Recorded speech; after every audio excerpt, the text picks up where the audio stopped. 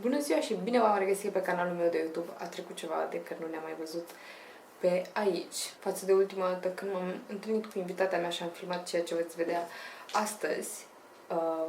A crescut bretonul, afară este foarte cald, este vară. Și da, a început sezonul de nunți. Nu am mai avut timp să mă ocup exclusiv de proiectele pe online pe care le-am început și încerc așa din fiecare câte puțin. Pe invitata mea de astăzi eu nu o cunoșteam.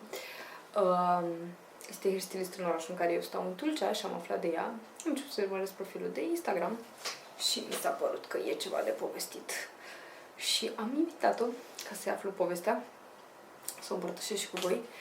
Și sper să vă placă. Mie mi-a plăcut foarte mult. Am clicuit din prima, ca să zic așa, cu ea. A fost o energie foarte bună. Am stat, cred că vreo 3 ore împreună. O să vă las pe voi să descoperiți mai multe despre ea, despre cine este ea, cum a început și ce face și câteva din sfaturile pe care ea le-a împărtășit legate de păr și de cum ar trebui noi femeile să ne îngrijim părul. Așa că, no further ado, Mădălina Iliev. O avem azi alături de noi pe Mădă și am chemat-o aici ca să vorbim puțin despre cum e viața de hairstylist, să aflu și o povestea ei, cum e, că ați auzit cum e varianta unui make-up artist. Și acum vrem să vedem și varianta ei. O să mă apuc să-i fac un machiaj, o să fie un smokey de zi, că după aia pleacă prin oraș, trebuie să fie un machiaj purtabil. I-am tonifiat tenul și acum eu să mă apuc să-i pregătesc cu un acid hialuronic, o cremă, mă apuc cu un fond de ten și până atunci eu să ne povestească. Începem cu povestea ta. Prezintă-te, că și eu sunt curioasă. Noi nu ne cunoaștem. Da, e prima dată când ne întâlnim. Ne întâlnim, dar deja am vorbit ceva. Da, jumătate de oră. Peste asta o spun cam la fiecare întâlnire pe care o am, cel puțin pe seminarii. Și toată lumea rămâne uimită. Inițial, nu mi-am dorit niciodată să fiu hairstylist. Sunt foarte pe bune. Deci nu e că ți-ai descoperit de mică, cum am fost eu. Nu, când eram mică tunteam păpușile, asta era singura chestie. Aveam cred că ceva acolo ascuns. Mama mea este coafeză, este hairstylist. Și tot îmi spunea că vei ajunge să lucrezi cu mine și eram nu. Never ever. Dar nu, am făcut facultatea de finanțe bănci. M-am dus să lucrez la bancă, între timp am mai lucrat tot cu cifre și numere, deși toată viața mea am făcut de matematică. Dar ce ai făcut? Hericond a fost. Am făcut, sunt mecanic. Am atestat. Wow, ce tare! Da. Și... Deci nicio treabă cu... Nicio treabă. În schimb, mi-a plăcut foarte mult partea asta de geometrie în spațiu și desenul tehnic. E cu are legătură, nu? Cu părul, în sensul de... Are. Pentru că forme, tunsuri. Atunci când tunzi, întotdeauna, de fapt, folosești geometrie. Folosești unghiuri, folosești chiar și fizică. Fizică? Da, pe cum cade părul. Oh, wow, te vezi, eu dacă nu, eu sunt filologă, măi. N-am nicio treabă cu nimic din partea asta reală. Facem și chimie. Asta știu, că și eu fac. Și tu. Da. Colorimetrie. Exact. Trebuie să știi. Da, și după ce am terminat facultatea, m-am angajat la bancă și mi-am dat seama că nu-mi place. Și că au trecut 3 ani din viața mea. Da, cam așa ceva, cam degeaba. Dar am învățat și acolo câte ceva. Până la urmă mă gândesc că fiecare stadiu al vieții și fiecare pas are rolul lui în dezvoltarea personală, cel puțin. M-am decis, m-am dus la bancă și am spus, doamnei director, îmi pare rău, dar eu nu sunt făcută pentru această meserie. Dar cât ai muncit? N-am reușit n-am rezistat. Cred că vreo 2 luni, 3, maxim. Da, nu, mi-am dat seama repede că nu. Este bine. Nu de mine. Și am intrat în șomaj și maică m-a chemat la el la salon. M-a manipulat, într-un fel. Nu am nevoie de tine, mai stai pe la salon, mai vezi cu fetele, ce se întâmplă. Eu făcusem și contabilitate, știam să fac contabilitate primară. Îmi face actele. Ce drăguț! Da. Oameni și mă plictiseam enorm. Tot așa, am rezistat, cred că maxim o lună să nu fac nimic, să zic să stau pe acolo, să văd ce se întâmplă. Și după aia... Ai început să... Mi-a zis, este rușine sunt atâția oameni care plătesc să facă cursuri, să învețe și tu poți să înveți pur și simplu de la mine. Și nu vrei să înveți meseria asta. Și am zis, bă, hai să încerc cât de rău poate să fie. Și am început să învăț puțin câte puțin. Pe partea de tuns? Da, mai întâi tuns. Și apoi vopsit, aplicare, chestii, spălat pe cap și chestii genul ăsta. Dar cel mai complicat pentru mine, cred că și foarte mulți hairstyliști nici acum nu știu să fioneze. Există o problemă cu fionatul. Am zis că am să fac un seminar special pentru fionat. Nu am răbdare. Eu așa zic. Nu mai am răbdare să fac treaba asta. Eu, spre exemplu, toate fetele pe care le-am avut, mai întâi le-am pus să înveți să fioneze. Pentru că e foarte important. De ce mă faci tu o culoare extraordinar de mișto dacă fionatul la sfârșit styling-ul este nasol? Cred că trebuie să știi lucruri de finețe, așa ca să zic. Da, Adică să tunzi bine ca apoi să-ți arate părul bine și acasă, știi? Că bineînțeles. Tunzi bine și arată bine că e stilizat de tine în salon și după aia când te duci acasă, nu mai stă părul. Da. Sau coafiurile alea, nu știu, bobul, de exemplu, mi se pare o tunsoare grea în sensul în care trebuie să faci, e atât de simplă.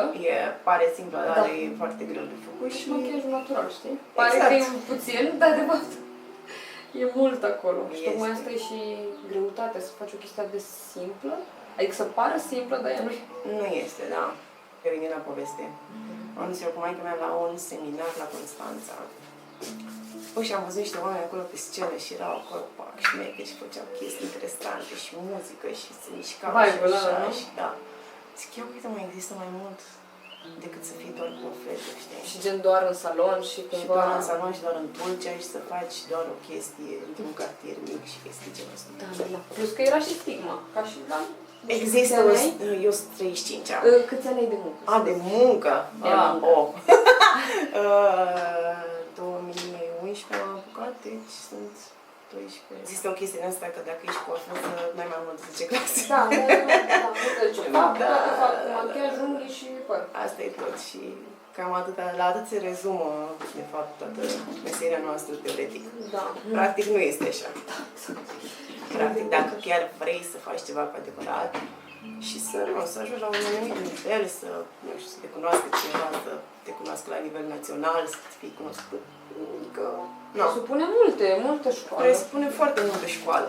Și e mai mult decât efectiv să tunzi și atât. Adică să acolo ce și parte de chimie. Și la mine, colorimetrie, o grămadă de lucruri. Nici eu nu m-aș fi gândit, sincer, atunci.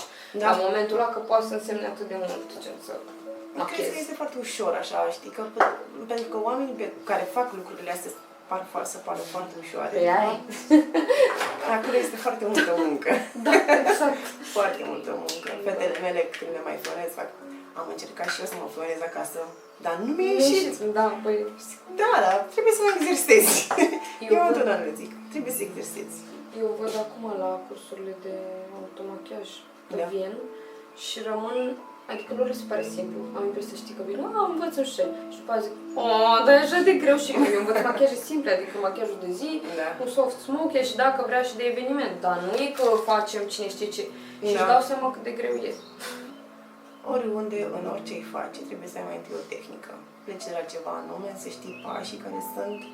Ok, că ești tu creativ și faci ceva extra, dar tu de acolo pleci. Da, de la bază. Dacă n-ai baza bună, nu prea e cum. Că trebuie să știi mai întâi clasicul, sau mă rog, eu așa zic baza, și după aia te duci tu și faci nebunile tale, dar trebuie să ai o bază solidă, ca să știi cum să faci lucruri.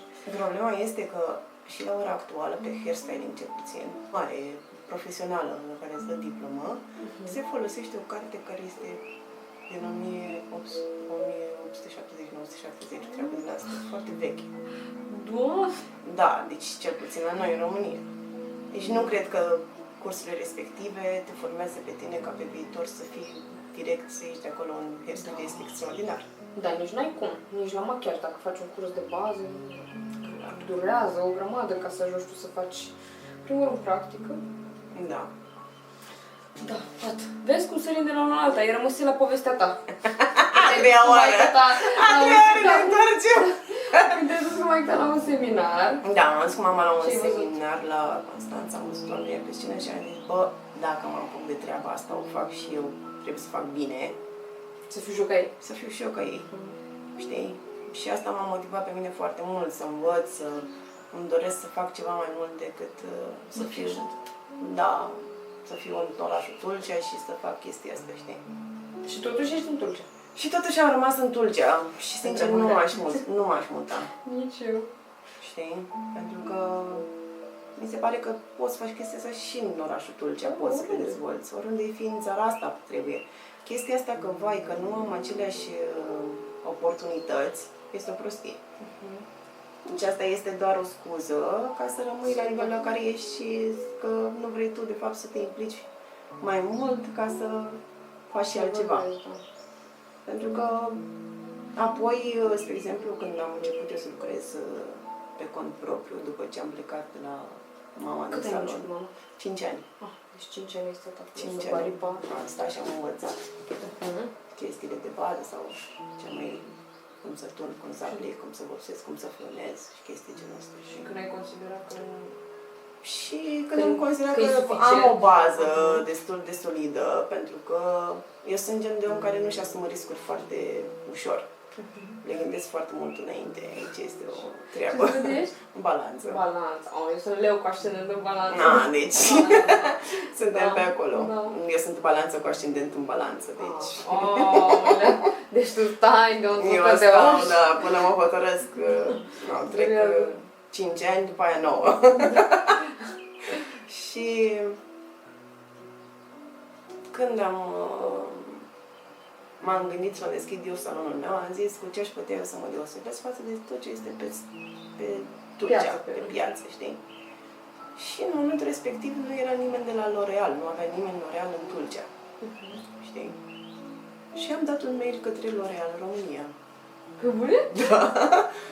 Și am chemat că aș vrea să colaborez, să iau produse la ei și nu știu ce. Și a venit agentul care era la L'Oreal atunci, mi-a prezentat oferta și asta și zic că sunt un pic cam la început, am investit destul de mult în spațiu să deschid și să Deci tu ai făcut un salon, adică te-ai mutat direct, nu te-ai mai dus cu chirie? Nu, mi-am făcut direct spațiul meu. La Vanity, nu? Vanity de pe Bavala, da. Și a venit și un agent de la Matrix, pentru că Matrix face parte din grupul L'Oreal în România, știi? Eu nu prea le știu. Și eu am crezut, adică eu nu prea știam vopsele, dar mi se părea, adică la noi, de exemplu, L'Oreal, dacă zici la machiaj, ieftin. Știi? Adică da, pentru că nu este gamă de lux. Profesională, da, de profesională, lux. da, Nu-i trecută exact. la asta. La Ancomu este... Da, păi ei sunt același, dar... E același concern. Da, doar că unul e mass market, altul e high-end. Și clar nu aveam cu L'Oreal-ul, e pe păr, e foarte bun. Da, și sunt mai multe branduri. Ai tot așa, este mass market-ul, bineînțeles. Și apoi... Da, că și L'Oreal, da, exact, uite, da, acum am dat seama. Există două branch-uri total diferite. Și... da. Și de acum spui, adică află și lor, că eu compun. Da, există. Există și farmaceutice L'Oreal. Asta ce înseamnă? Adică în farmacie există produsele de la L'Oreal, care fac parte din L'Oreal, dar sunt dermatocosmetice. Matrix-ul face parte tot din? Face parte din partea profesională, pentru că gama mass market nu există pe Matrix. Este un brand american, de fapt. Eu știam de Matrix la un moment dat. Era un salon la noi în Tulcea care lucra cu ei. Rina lucra cu Matrix. Erau singurii, cred că din Tulcea, care lucrau la momentul respectiv. Și Rina a fost un salon bun, mulți ani. Da, Rina a avut oameni foarte, foarte buni. Care ea s-a implicat foarte mult în dezvoltarea lor. Foarte mult.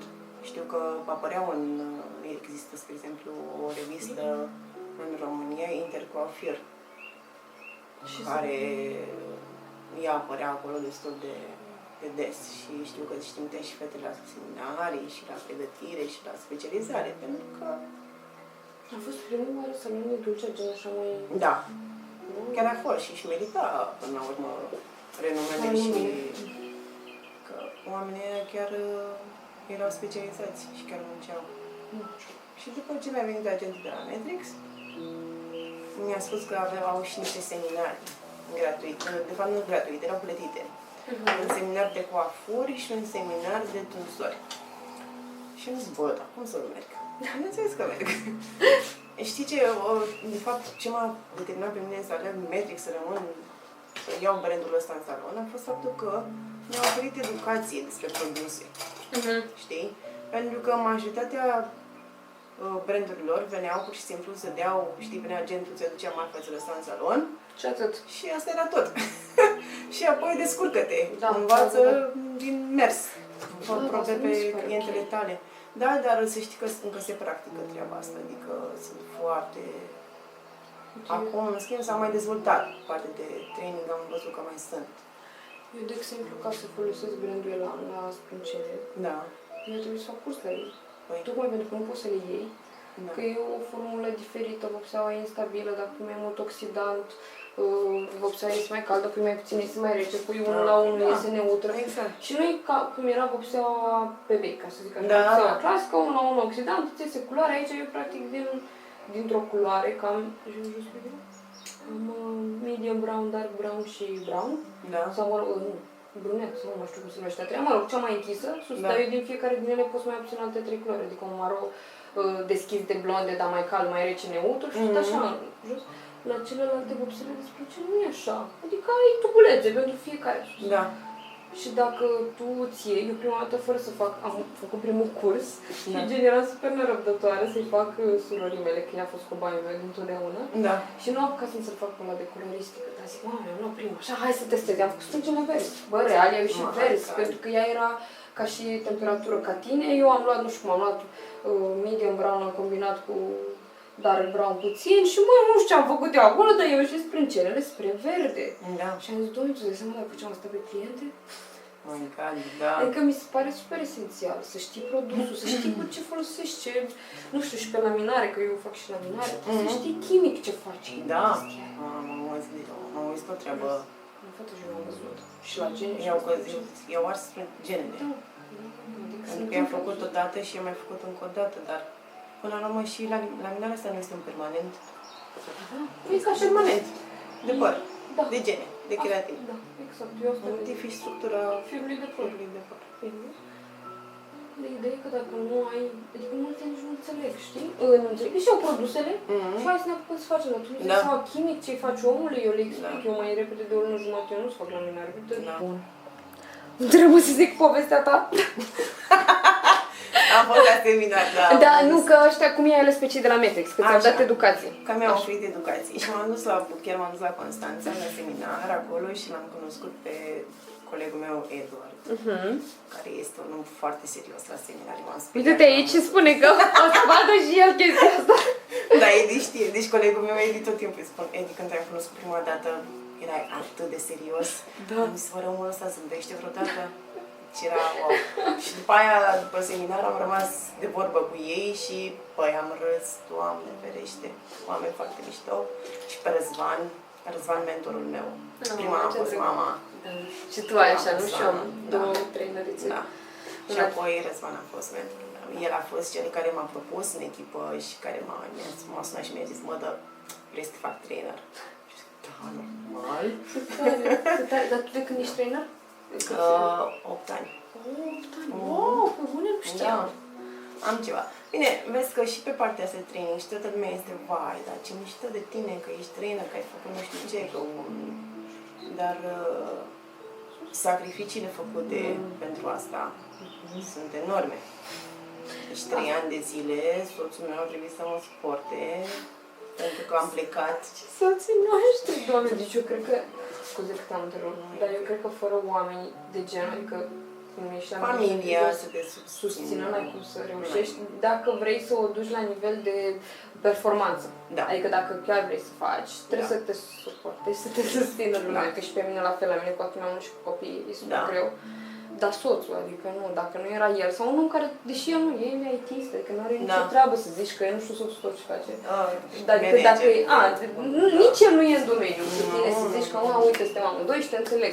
Și e greu când tu muncești, unul muncește în timpul săptămânii, unul muncește doar în weekend și te implici. Eu chiar am la cursuri, pentru că nu conduc și luam cu mine și stătea câte zi în mașină sau, mă rog, se plictisea săracul, că îl ducea prin Galați, când mai era Constanța București, mai zicea că mai stătea cu un prieten. Da. Dar era oraș unde Stai singur toată ziua în mașină, nu mă aștepta pe mine. Și seara, mergeam la restaurant și începeau. Și am învățat aia și nu știu ce, și el săracul se uita și că el nu înțeleg nimic ce zici. Dar e ok, dacă tu ești fericită, știi? Plus statul cu copiii la mine, gen, știi, să mă ajute cu asta, adică n-ai cum să faci performanță dacă nu te ajută. Dacă nu faci sacrificii și dacă în familie nu te susține, n-ai cum. Da. Dacă n-ai lângă tine un soț care să fie, să-și dea seama că să ai o femeie care totuși face ceva, știi, și vrei să se dezvolte alături de tine, este foarte important. Pentru că nu din prima faci bani. Adică la modul, știi, și la început e muncă benevolă, ca să zic. Foarte multă. De pasiune și nu ești remunerat, ca să zic, știi? Și în niciun caz, din contră. contră. El te susține, cum a fost și cazul meu, te susține așa, de la sine că ești tu pasionată. Da, da. Știi? Ceea ce, da, mi se pare un lucru extraordinar. Deci 3 ani au fost grei. În ideea în care, din banii mei, am călătorit, mi-am plătit motorina, mi-am plătit cazarea, mi-am plătit mâncarea și toate cele. Abia după 3 ani de zile am intrat în echipă, cu adevărat. Da, deci tu 3 ani de zile te-ai instruit? 3 ani de zile am fost un fel de trainee, știi, junior, adică eram în curs de formare sau... Da, o chestie de genul ăsta, pentru că inițial, acum, spre exemplu, la ora actuală, în echipă nu mai există, noi la Matrix nu mai există ierarhie, teoretic. Practic, înainte aveai 3 juniori, care eram noi ăștia de învățam și veneam să vedem dacă ne dorim cu adevărat să facem lucrul ăsta.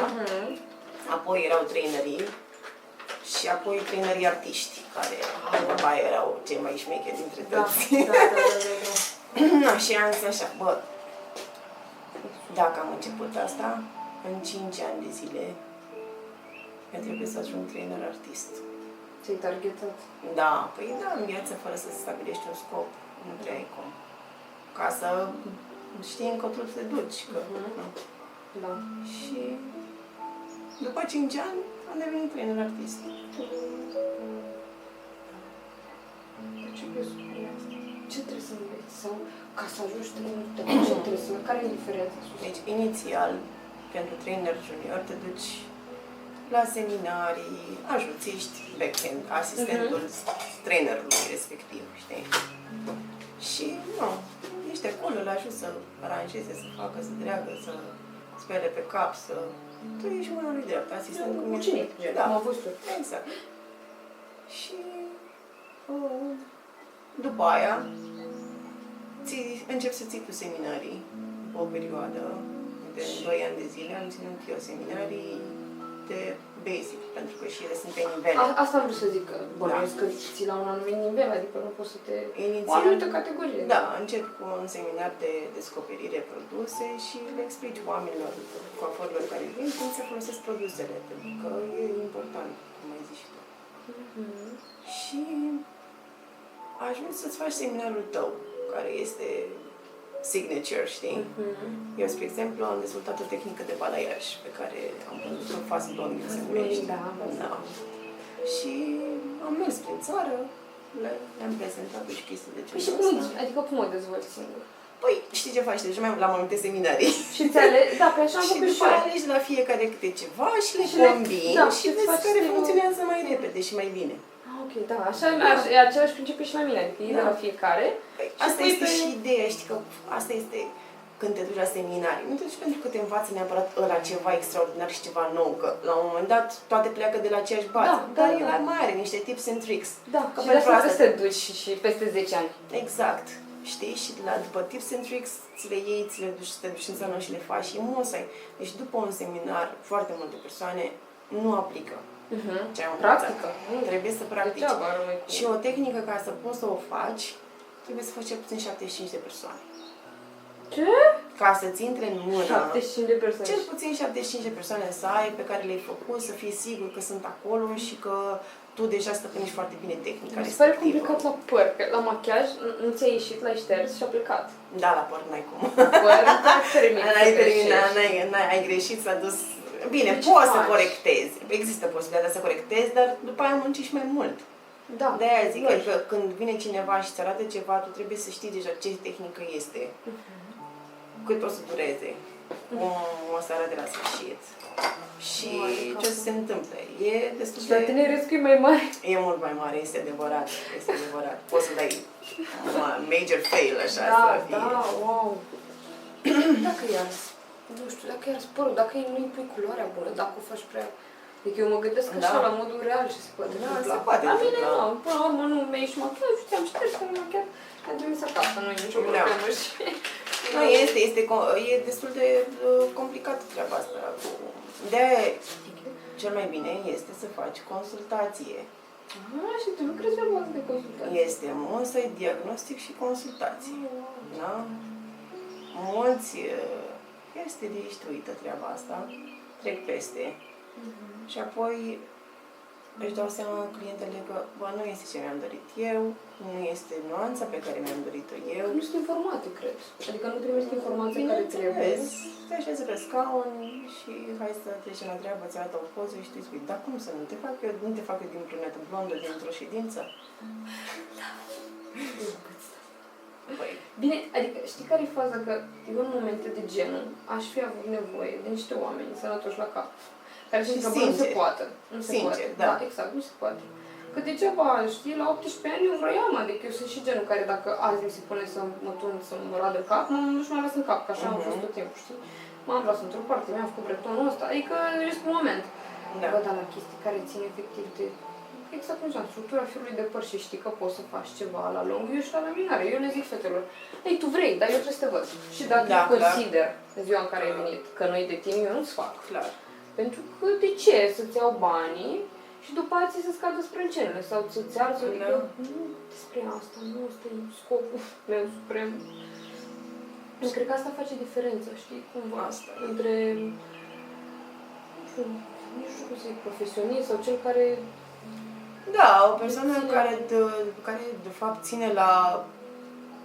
Și la ce am învățat și la nu neapărat renume, că nu vreau să o Nu e vorba de renume, cred că e vorba și de self-respect.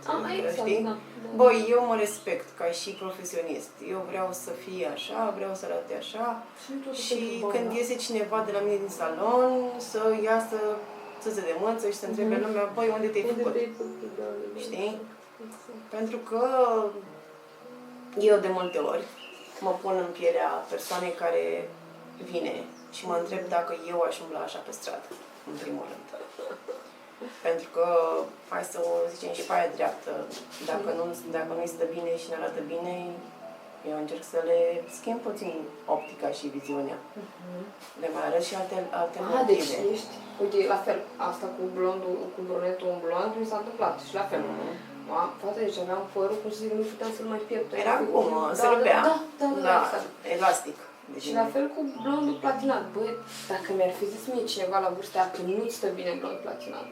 Da. Că, băi, te deschide foarte mult, devii foarte palidă, trebuie să te machiezi. Acum că am o noțiune de colorimetrie, înțeleg. Mi-a nu vine culoarea la poată cel. Tocmai ca să fie o culoare de asta bună, să poți să umbli și nemachiată, să... Bă, dar atunci mi-ar fi plăcut să-mi zic așa, nu-ți stă bine, nu stă tuturor bine blond platinat. E ok, nu trebuie să fie. Platinat foarte mulți ani. Și acum toată lumea care mă vede așa cu păr atât de normal și normal și lung, se sperie, sunt modă, s-a întâmplat ceva. Da, păi și pe mine la fel, mă știi, lumea, ba blondul ăla nebun, ba atuns într-o parte scurt, tot ce naiba mi-a făcut și eu. Și acum am făcut cât de cât normal, adică acum ce e anormal e puțin bretonul ăsta. Dar ăsta am o culoare mai mult decât decentă, liniștită și lumea așa, gen, ce se întâmplă cu Ești prea cu minte. Da, o clientă nu are cum să trecută. Mi-a zis că eu mă așteptam la altceva, zic, la ce altceva? Bine, așa este, dar știi cum noi fiind, noi suntem și puțin cameleoni. Da. Te schimbă că poți să te schimbi destul de ușor. Da. Și tu prin make-up, eu cu părul. Roșu, de tuș și altul seama. Exact. Da. Pe mine uneori tot așa am o clientă, deci mi-a zis, mă dă niciodată, Iuliu, când te văd de fiecare dată te recunosc. Ce drăguț! Câteodată sunt doamnă, câteodată sunt un boschetar. Da, mai pe tomboy așa ca mine. Da. Păi soțul meu îmi spune că sunt hobo. Eu zic hobo style. Băi, mie îmi place. Trebuie să fii comod. Da, comod. Mai ales când lucrezi destul de mult și stai foarte mult în picioare și așa. Acum am făcut și eu mai elegant. Eu știam că nu mă văd și eu. M-am îmbrăcat oricum. Da, am zis că dacă dacă vin. Tocmai Mi-am pus și oculare monocrom ca să nu Da. fie vreo... ca să nu influențeze. eu m-am gândit tocmai pentru că am emoții și așa zic, bă, să nu îmbrac în haine strâmte sau chestii, știi, care să-mi dea stări mai, zic, lasă așa cât mai degajată să fiu. Da, înțeleg. Așa. De nou, unde rămăsesem? Cu povestea vieții, cred că, doamne, câtă poveste am. Da, nu? În fine, gata, acum sunt trainer artist pentru Da, Mentis aici rămăsese cu trainerul artist. Am ajuns, da, ce îmi place foarte mult la toată treaba asta este că plec de acasă de câteva ori pe lună. Adică cel puțin de 2 ori pe lună.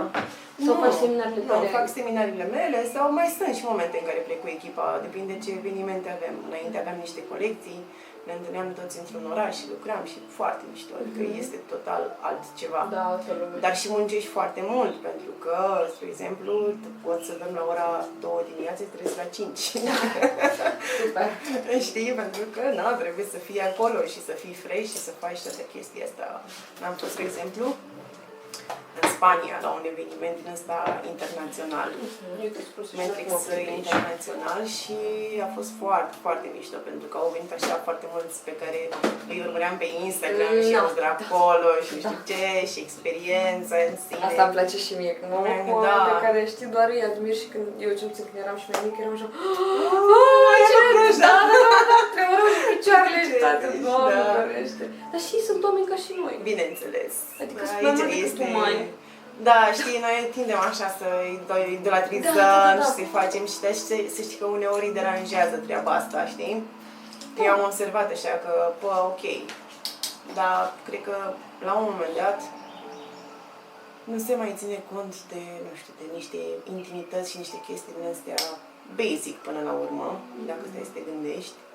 Îți spun un exemplu, eram la un eveniment tot așa la noi în România, în fine a venit un tip destul de super cunoscut și internațional. Nu, și omul ăla mânca.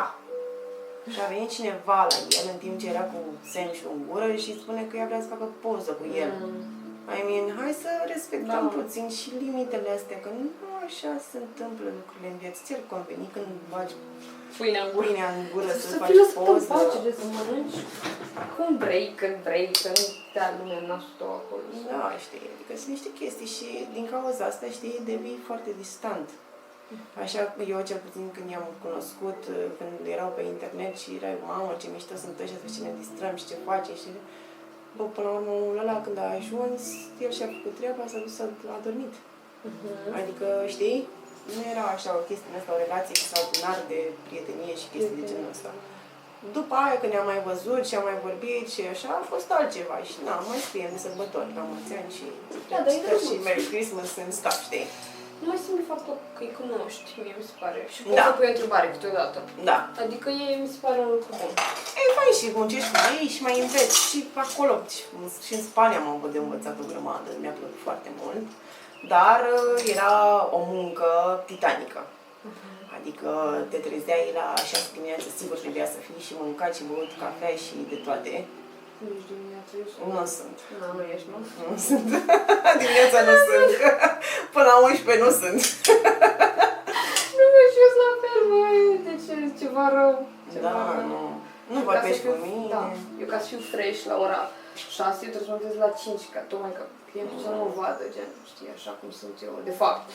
Da, nu e... grumpy. Nu sunt, adică nu sunt rea sau ceva sau nu, Dar nu nu te te bag ajută în fața. seama. Dar sunt așa, știi, Da, eu le și zic, băi, eu am normal să foarte vorbăreață așa, Da. dar la ora asta nu pot. vorbesc, îmi conserv energia și eu. Dar nu pot, nu pot, efectiv, nu mi se mișcă gura. Da, ale mele știu deja clientele mele, sunt super. Eu efectiv mă tări, adică eu și soțul dimineața când mă trezește, nici ceva ce ceva, mă tări, vrădici. Dar asta e senzația că simt că îmi tări corpul și gura după mine. Nu pot. Da, știu. Oh, ce drăguț, măcar. Nu sunt singură. N-am fost niciodată o persoană matinală. Matinală. Dar dacă trebuie, trebuie. Da. Adică am dormit la ora 2, m-am trezit la ora 6, eram deja mâncată și așa și trebuia să fiu în backstage, că te duci la evenimentele astea extraordinar de frumoase și mișto și nu știu ce și toată lumea se așteaptă că o să urc eu pe scenă și o să fac acum reinventez roata, o nebunie de genul ăsta, știi? Dar de fapt tu te duci acolo, lucrezi în backstage și omul ăla care este super cunoscut, tu muncești pentru el, îi faci treaba și el intri acolo, urcă și vai ce minunat am lucrat noi astăzi. Pe bune așa? Asta se întâmplă, da. Și e normal. Pentru că ăla are anumit statut, are anumită chestie și tu ești acolo să-l ajuți. E muncă voluntară oricum, pentru că nu te plătește Nimeni. Da, din contră pleci, dar pleci și cu datorii. Zic eu că așa a fost, adică nu... Doamne, da. Dar a fost mișto, n-am ce să zic. Bine, la show-ul final am urcat tot pe scenă și așa, dar în mare, eu și colegul meu am muncit foarte mult. Adică, nu spun că ceilalți n-au muncit, Doamne ferește, deci era o mare nebunie, aveam clase, masterclass-uri care durau 20 de minute și aveai 400 de oameni care ți intrau pe sală. O întreagă aventură a fost. Ne-am și distrat, am avut și party, am cunoscut oameni foarte faini cu care am păstrat și acum legătura.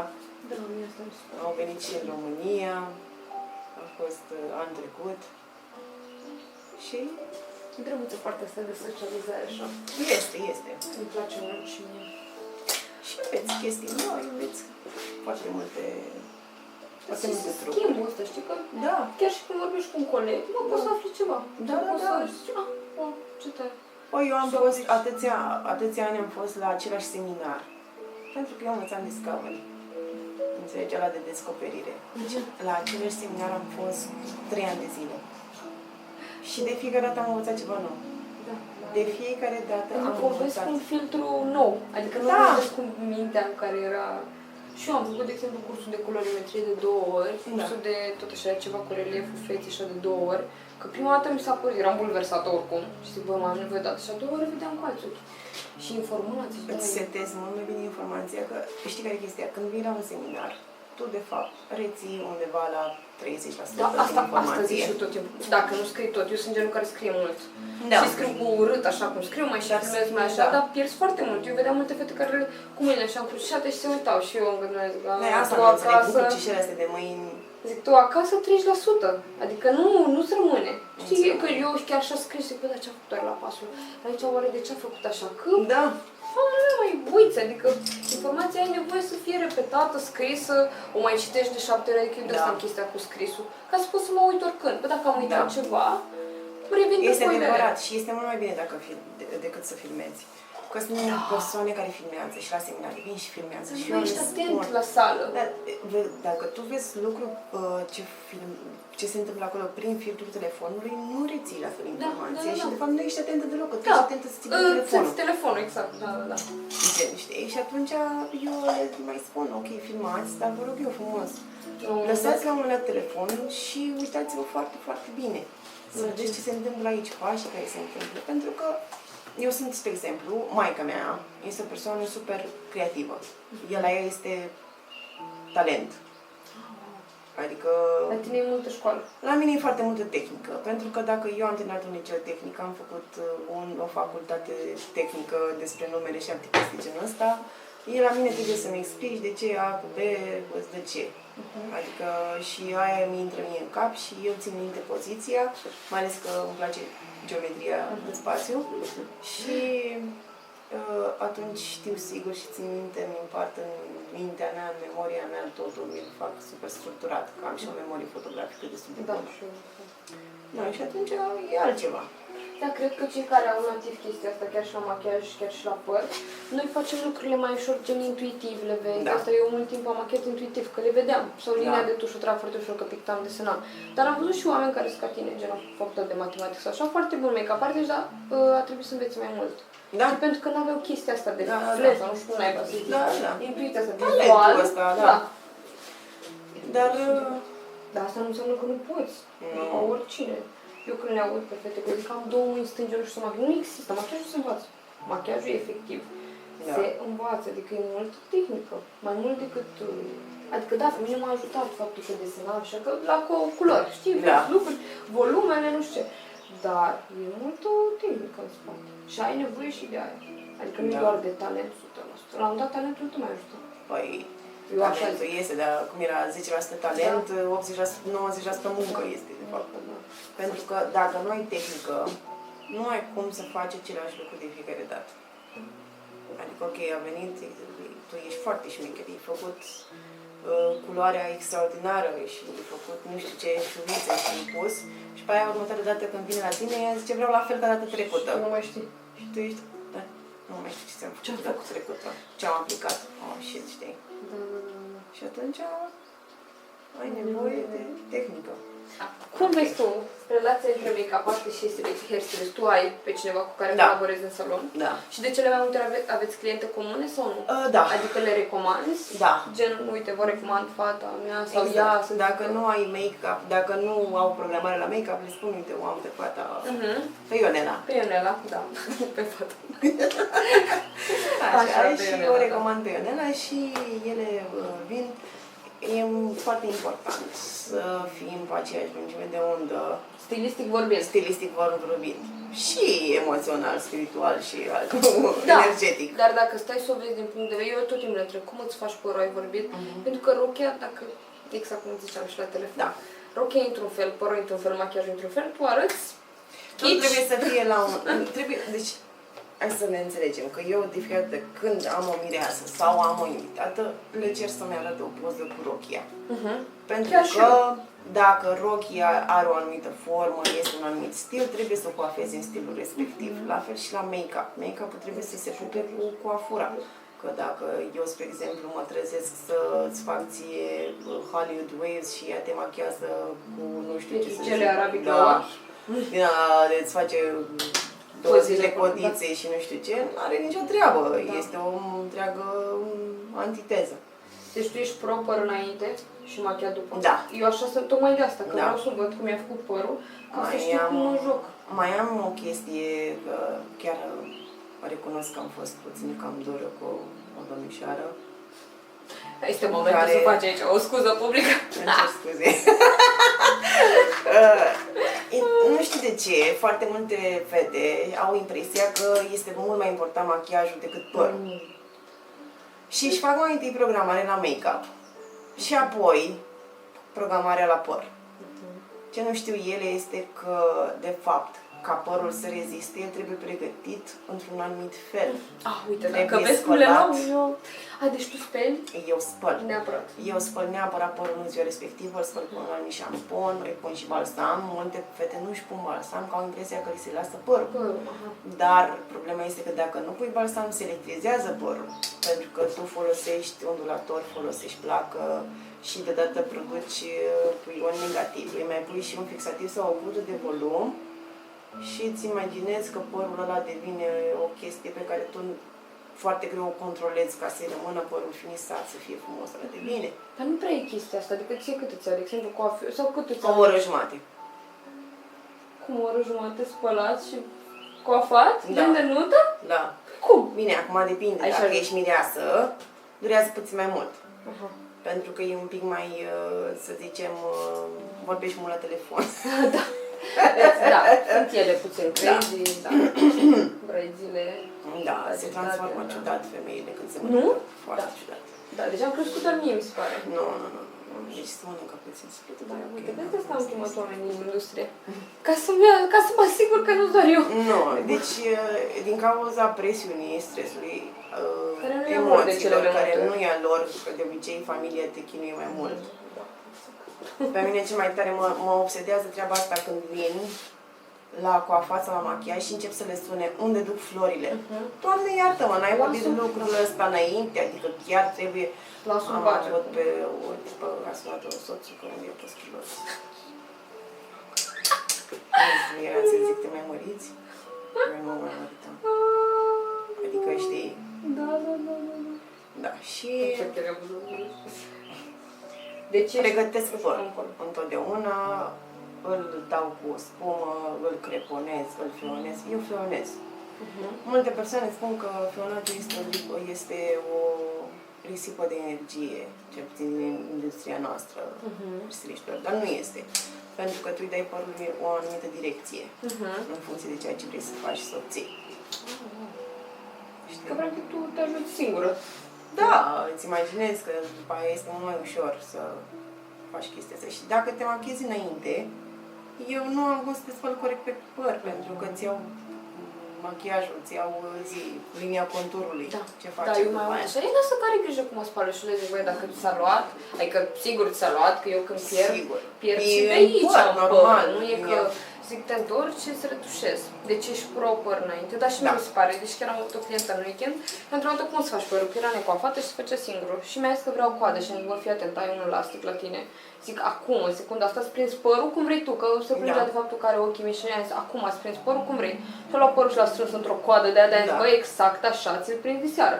Ochii s-au dus așa, eu i-am făcut machiajul pe ochi ăla și după aia a vrut să-și dea drumul la păr, că îți dai seama, ieșea și oricum o strângea foarte tare. Zic, că se ducea acasă și deodată machiajul meu s-a stricat pentru că nu mai era făcut pe ochii aia așa.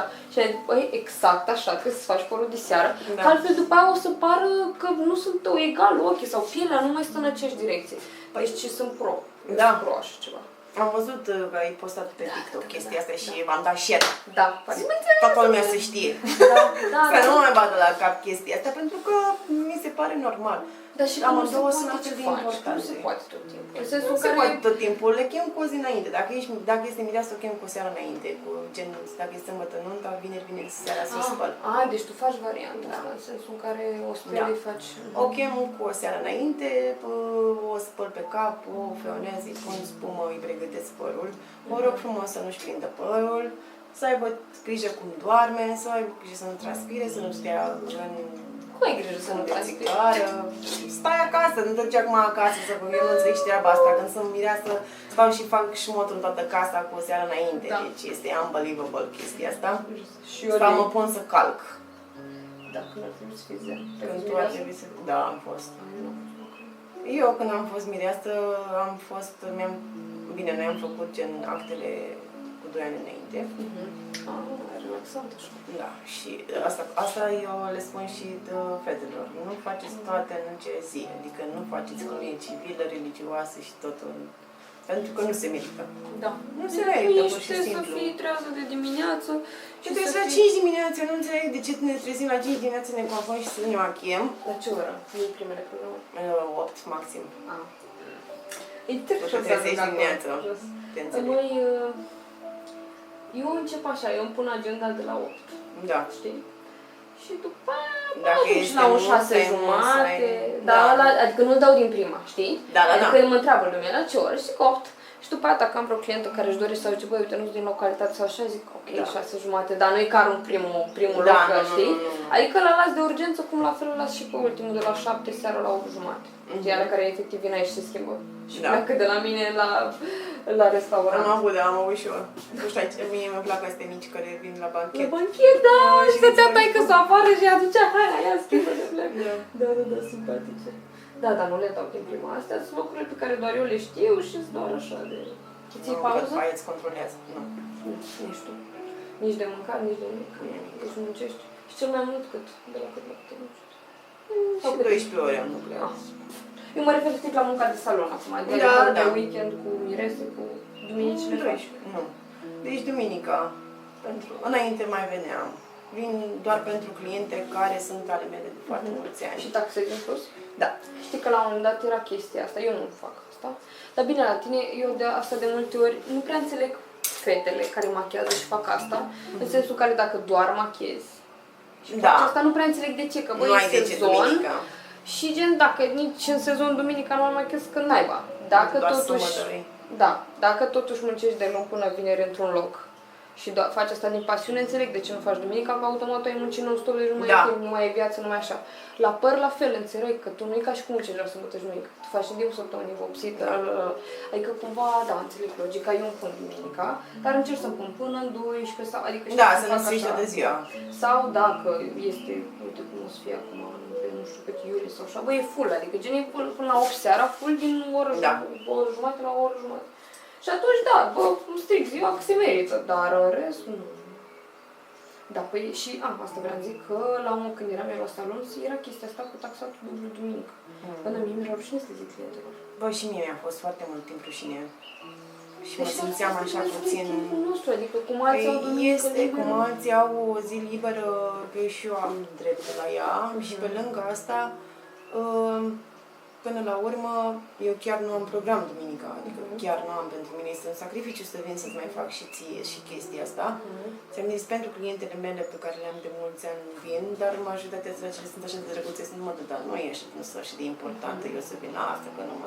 Deci tu ești pro, speli părul înainte, le faci tot ce trebuie înainte. Pregătim părul, Dar vorbești cu ele, adică le spui, bă, te spăla tu singurică, nu se face... Le spun că le spun pe cap, asta este clar. Mai ales când este vorba de mireasă. Deci este un pachet super complet. În care, dacă vor să le au extensii. Da? Și am avut persoane cu extensii. Și vin cu extensiile ele sau le ai tu?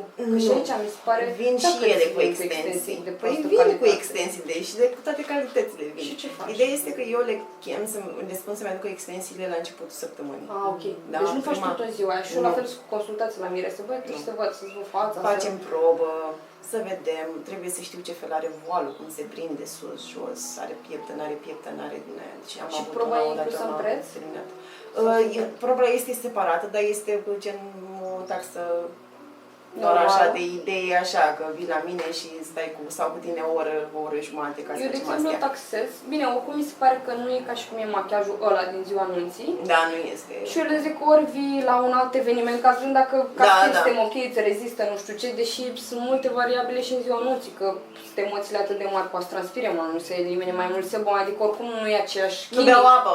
Da, nu e același chimic, nu e același omul ăla de la probă sau de la evenimentul cu Tărescu și, dar măcar așa ca stil și pentru siguranța ei, dacă chiar nu au mai venit și poate au avut experiențe neplăcute că se întâmplă și sunt foarte panicate, le zic, dar sunt și varianta celor care vor neapărat să duc la păr, machiaj, se duc acasă, se spală, dar vor ele să vadă. Și atunci percep machiajul normal, adică 250. Da, pentru că tu îl faci complet. La mine, în ce constă partea asta de probă, este le spăl pe cap. Asta este clar. Deci asta este taxată. Și apoi este taxat ca și cum ar fi un aranjat, un feonat foarte simplu. Okay. Dar indiferent acolo, că tu te chinui să faci dar eu nu, la probă nu finisez totul. Adică nu este coafura super terminată, super finisată, pentru că încercăm mai multe. Eu dacă îi pun, spre exemplu, fixativ, după aia mi este foarte greu să fac și altceva. Da, logic, că dacă poate ea nu vrea, nu știu, nu știu de care, își dă seama că vrea. Dar nu avantajează, spre exemplu, cărarea. Poate nu e să vine cu cărare pe mijloc, nici într-o parte, poate pe partea stângă, pe partea dreaptă, o chestie genul ăsta. Vrea mai mult volum, vrea mai puțin volum și atunci nu pot să folosesc toate produsele pe care în mod normal le folosesc atunci când o coafez. Și dar totuși îți taxezi timpul, ceea ce mi se pare mi se pare normal să te taxezi, pentru că e timpul tău, nu este ca și cum vine și tu nu oferi niciun fel de serviciu, îi oferi consultanță. Da, consultația e gratuită, într-adevăr. Și după ce pleacă de la mine, da. Dar dacă pleacă după ce, spre exemplu, am coafat-o, nu o să plece, i-am făcut probă, nu o să plece cu părul nașpa. Da. Adică niște bucle sau feonat la perie tot pleacă. Da. Adică serviciul este făcut oricum, știi? Da, înțeleg chestia asta. Consultație, în schimb, când vine cineva în salon, spre exemplu, și n-am mai fost niciodată la vopsit, la mine, spre exemplu, nu, e gratuit. Gratuit, da, păi n-ai ce să iau bani. Că până la urmă te ajută pe tine, că nu mai ai tu după aia probleme, să explici atunci în timpul procesului. Și știe și ea deja și poate să aleagă, merg sau nu merg la persoana asta, decât după aia să spună că e nemulțumită. Nu mai e și blondul din prima, cum am vrut. Uite, nu m-a făcut nu știu cum. Și mi se pare că e mai safe așa pentru... Dar cum ești cu pozele? Adică primești poze? La modul că vreau așa. Nu, dar alea care sunt așa trebuie să ies. Deci, eu acolo cu așa trebuie să ies. Când fac consultație, le spun poză de referință. De referință, nu și eu la fel. Da, nu cum vrei să iasă, ci o poză de referință. Și apoi să-mi dau seama cam ce și-ar dori ea, cam cât de deschis, cam și la coafat și la... Și la coafat și la... E diferit, mi se pare că la coafat poți să o mai fentezi cumva. Da. Dar la părere fixiste, că ele văd poze pe Pinterest sau unde se uite la Instagram și așa mă văd. Și așa vor să iasă atunci. Și îmi pare că munca de convingere e dificil. Eu le explic de ce se poate și ce nu se poate, știi? Adică și de obicei atunci când fac o consultație și ne hotărâm asupra ceva, nu o să-i promit că dacă era un blond super platinat, nu-i spun da, te fac blond platinat. Le explic, hai să vedem cum se deschide părul, cum evoluează, ce se întâmplă, facem și testul de șuviță dacă este nevoie și atunci vedem.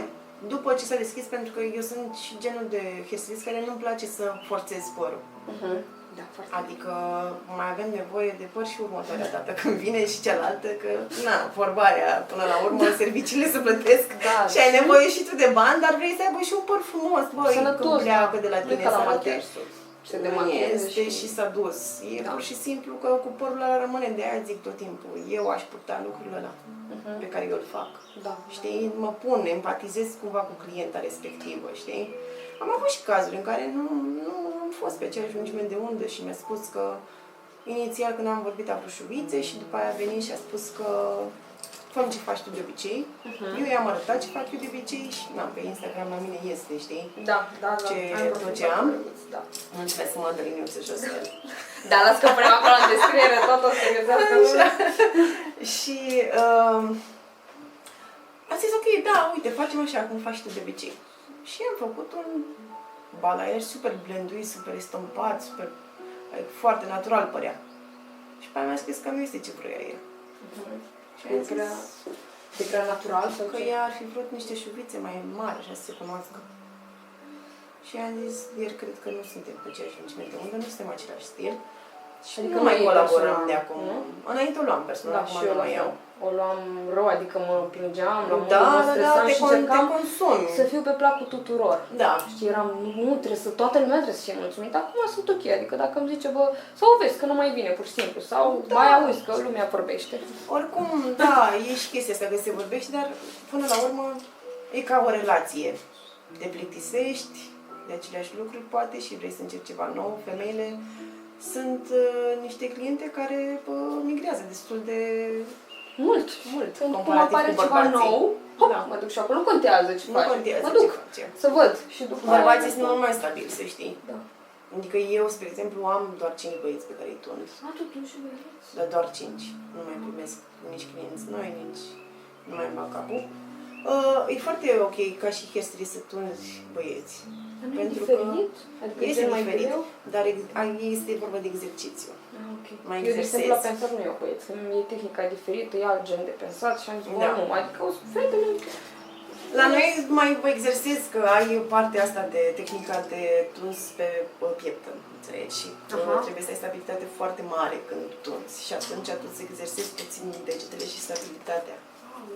Mai faci și treaba asta. Dar e adevărat mitul ăla cum că cine e bun pe vopsit, nu e bun pe coafat. Sau, știi? Am observat treaba asta sau se vehicula la un moment dat. Contează mai mult ce-ți place să faci. Da. Eu, Adică spre nu e neapărat că exemplu, nu știi, doar că nu te... că sunt femei pe care eu le știu și care Da. sunt foarte bune pentru suri de-astea clasice și aplicare, Da. nu știu, vopsea, dar e foarte bună pe, uite cum era la mine diferența între colegile de la muncă, doamna mai în vârstă pe tunsuri de-astea clasice, bobu, păi este perfect. Da. Cealaltă mai bună pe balaiaj, pe nu știu, pe alt gen de tunsori și foarte bună pe coafiori. Da. Cealaltă doamnă când auzea de împletituri și de asta de nuntă, gata, îi spunea pe suflet, nu mai...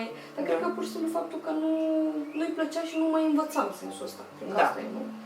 Dar e și la mine, spre exemplu, că mai primesc întrebarea asta când mai merg la seminarii și mă întreabă lumea, știi de fapt ce îți place cel mai mult să faci? Că îți dai seama, eu când țin seminar, țin pe partea de colorimetrie și vopsit. Depinde de starea pe care o am, sincer să fiu. Serios, deci sunt zile în care îmi place foarte mult să tund. Deci ador, abia aștept să vin să tund și să fac și așa. Și am zile în care îmi place foarte mult să fac culori. De ce Și și de coafat, eu am un stil destul de simplist. Nu-mi plac coafurile astea texturate care se poartă acum, spre exemplu. E o nebunie cu ele rusești și este... Da, știu care, da, și eu sunt foarte Nu pot pisică, așa. să fac asta. Și nu trebuie. Nici nu trebuie, pentru că sunt alte persoane care fac. Eu am mai spus, nu trebuie să vină tot orașul la mine, că nu dar nici n-ai sunt când. eu extraordinară, nici n-am gând, dar stilurile, gusturile diferă. Și crezi că dacă ai fi trebuie bun să în toate, n-ai cum să fii de fapt bun la toate? Știi Nu, ce zic? da. Adică dacă Te vrei să le faci... specializezi pe ceva și pe ăla să fii acolo, știi, să Da. te menții pe chestia aia. Pentru că, spuneam ăștia că multitasking, să știi că nu există. Da, ești cu... Adică Capul faci șapte- pauză. Da. Chiar și asta, cum e acum cu machiatul, știi? De fapt, ne ia mai mult pentru că vorbim. Pentru că deși tu zici că Păi lucrezi dacă eu mă mai uit la tine, așa, mai stau, mai gândesc, știi, mai îmi vin întrebări și nu pot. Adică și nu faci, nu e multitasking, este că creierul ia pauză de fiecare dată. Deci când, serios, deci este demonstrat științific asta, că atunci când vorbești, de fapt, creierul tău ia pauză de la ceea ce faci în momentul respectiv, știi? Mă gândesc niciodată chiar așa. Da, am eu niște chestii astea mai... niște curiozități. Da. Da, și asta spun că nu este nevoie să vină tot orașul. De aia zic că nu înțeleg competiția asta așa ciudățică în orașul nostru și în orașele mici. Da, și în asta e industria doar asta. gen pe la noi, că prin rest nu prea bun. În orașele mari nu sunt așa ceva. Și oamenii sunt altfel. Frustrările puțin se simt sau ceva de genul ăsta, dar în orașul nostru e o treabă din asta. Să moră ca prăvecini. Da, nu știu, eu nu știu să fac lucrul ăsta, dar eu ți-l fac oricum, ca să te duci la aia. Da. I mean, serios? Ce? Adică eu am avut clientă pe care am zis, bă, eu nu fac, dar uite, persoana respectivă face genul ăsta de coafură, de ce să vii la mine? Să stau eu, în primul rând, să stau eu și îmi pierd timpul. Te stresezi. Tu ție nu-ți place, eu după aia mă stresez acasă că n-am făcut ce trebuie și așa. Și după aia mi se zice și numele că sunt fraieră și nu fac ce trebuie la chestia asta. Nu faci ce trebuie, da, exact. Adică pentru ce să fac lucrurile astea? În orașul nostru sunt foarte multe persoane care lucrează, fiecare are stilul diferit și fiecare persoană, fiecare clientă are stilul ei. De-aia zic, nu trebuie să... pentru toată lumea, fiecare lucrează într-un anumit fel, este în regulă. Mă enervează clientele care vorbesc urât. Da, despre alte persoane. Mă deranjează, știi? Adică Da. te duci nu știu cât timp la una și după aia te duci în partea altă și o cânti, știi? Da. Bă, frate, pur și simplu zici, bă, la un moment dat n-am mai fost pe acea reuniune de undă. Sau am vrut să încerc și am găsit o variantă mai bună și acum am rămas. De ce trebuie să arunci în pietre cu omul care te-a făcut 5-7 ani de zile și te-a suportat și știi? Adică e urât și cred că și așa se bagă și râca între noi. Da, bineînțeles. Asta nu știi că mai este și aia cu meșterul care, doamna, cineva lucră, doamna, aici că are urât a făcut.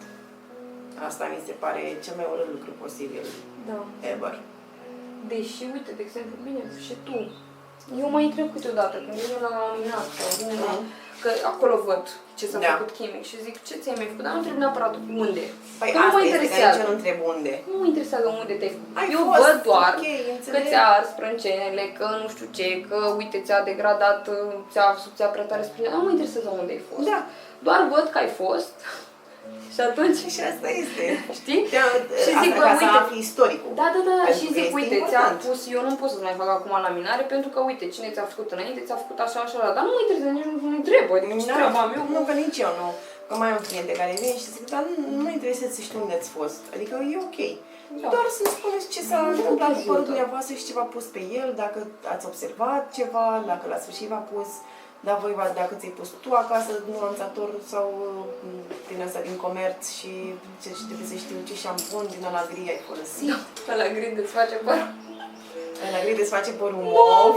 Da! Și pe lângă asta, când trebuie să-l curezi, se face părul roz. Da? Asta nu știam. Da, am avut și eu de la. cu pudră din asta și să-i faci o curățare, American Shampoo se numește. Adică este o pudră amestecată cu șampon de volum și oxidant și cureți, știi, părul. Ca să cureți surplusul de pigment, pentru că în timp se depune pigment peste pigment peste pigment, se închide culoarea. Și atunci nu trebuie să o decolorezi, că nu e nevoie, trebuie doar să-i faci o curățare de culoare. Înțelegi? Și când faci chestia asta după șamponul ăla gris, face părul un blond, portocaliu, somon, așa, o treabă, roz. E o nebunie. Alea ar trebui scoase de pe piață. Ar trebui, da, interzise. Șampoane de sus pe direcție. Alea, da. Alea e ceva rău, adică mi-aminte și eu. Sunt. Mă chinuie pe mult. Dar, eu le educ. Dacă tot insisti să le folosești, îți iei unul profesional. Și o soluție foarte ok pentru asta, ca să nu mai iasă pete, pentru că petele alea ies în funcție de porozitate, cu cât este poros părul mai tare, cu atât o să-ți absorbă mai mult. Hai, uite, dacă tot ai deschis subiectul, că aveam noi acolo, ce foloseai trebuie să folosească clientele acasă. Așa. Deci, dacă vrei monsai să folosești acest șampon violet pentru un blond galben, da, pentru un blond foarte deschis, folosim violet. Dacă este un blond mai portocaliu, folosim albastru. Da, ca să neutralizezi. Ca să neutralizezi reflexele. Așa. Eu le spun fetelor să pună apă în chiuvetă, să blocheze acolo chiuvetă, să pună multă apă, să ia șampon, să-l pună în apa respectivă, să-l dizolve și apoi să-și bage capul. Eu luam, știi, clasic, îl luam și Știu, toată lumea le ia și îl pune și faci aici. exact aici în față, te faci Că de acolo începem să ne spălăm. Da. Da, wow. Asta este o chestie pe care eu o recomand, tocmai ca să nu ai pete, să se neutralizeze cât de cât și să nu ai pete. Și faci chestia asta, îți scufunzi capul acolo de câteva ori, nu odată și gata. Da. Scufunzi, storci, iar scufunzi, iar storci, tot așa, până când este mai uniformă toată treaba. Dar tu dacă ai un blond care nu este uniform, o să iasă aiurea rău, adică nu te ajută cu nimic șamponul respectiv. Din contră, îți evidențiază greșelile din păr și benzile pe care le ai. Înțelegi? Un alt produs pe care ar trebui să învețe fetele să folosească acasă este protecția termică. Protecția Vă termică. rog frumos să folosiți protecție termică. La orice, adică La orice Feon, înseamnă căldură. Feon, Aerorep de la Dyson, deci tot ce ondulator, presupune, da. orice presupune acțiune termică asupra părului. Eu nu am protecție ce-mi termică. recomand. Bine, ce-i drept, uite, eu seara am făcut baie pe cap și s-a Da. uscat părul singur și doar bretonul mi l-am îndreptat puțin, că era puțin ușor. Da. Dar în rest nu fac nimic, destul de rar, nu prea. Eu fiind trainer Matrix, o să-ți recomand un produs Matrix. Da, nu normal. poate foarte bine fac, dar măcar să știi, Deci se pot există găsi. acum, da, gen- este și online. Ah, Este ok. și online. Mhm. Adică Notino sigur îl găsești. Miracle 20 se numește. 20 de Miracle. beneficii, Aha. printre care și protecție termică. Da, Și îl- îți dă hidratare, strălucire și îți netezește părul, îți protejează culoarea, adică sunt mai multe beneficii.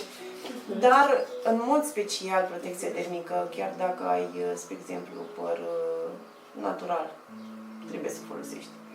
Dacă este vopsit, este important să o folosești, este musai să o folosești. Eu le-am mai explicat de atâtea ori chestia asta clientelor mele, unor le-am mai demonstrat de ce este nevoie, știi, și foloseam două extensii cu vopsite colorat. Pe una pun protecție termică, pe una nu. Și pe aia vin cu placa. Și se vede imediat Structura firului de păr. da, culoarea, pur și simplu, devine mată. Se arde culoarea, așa se zice.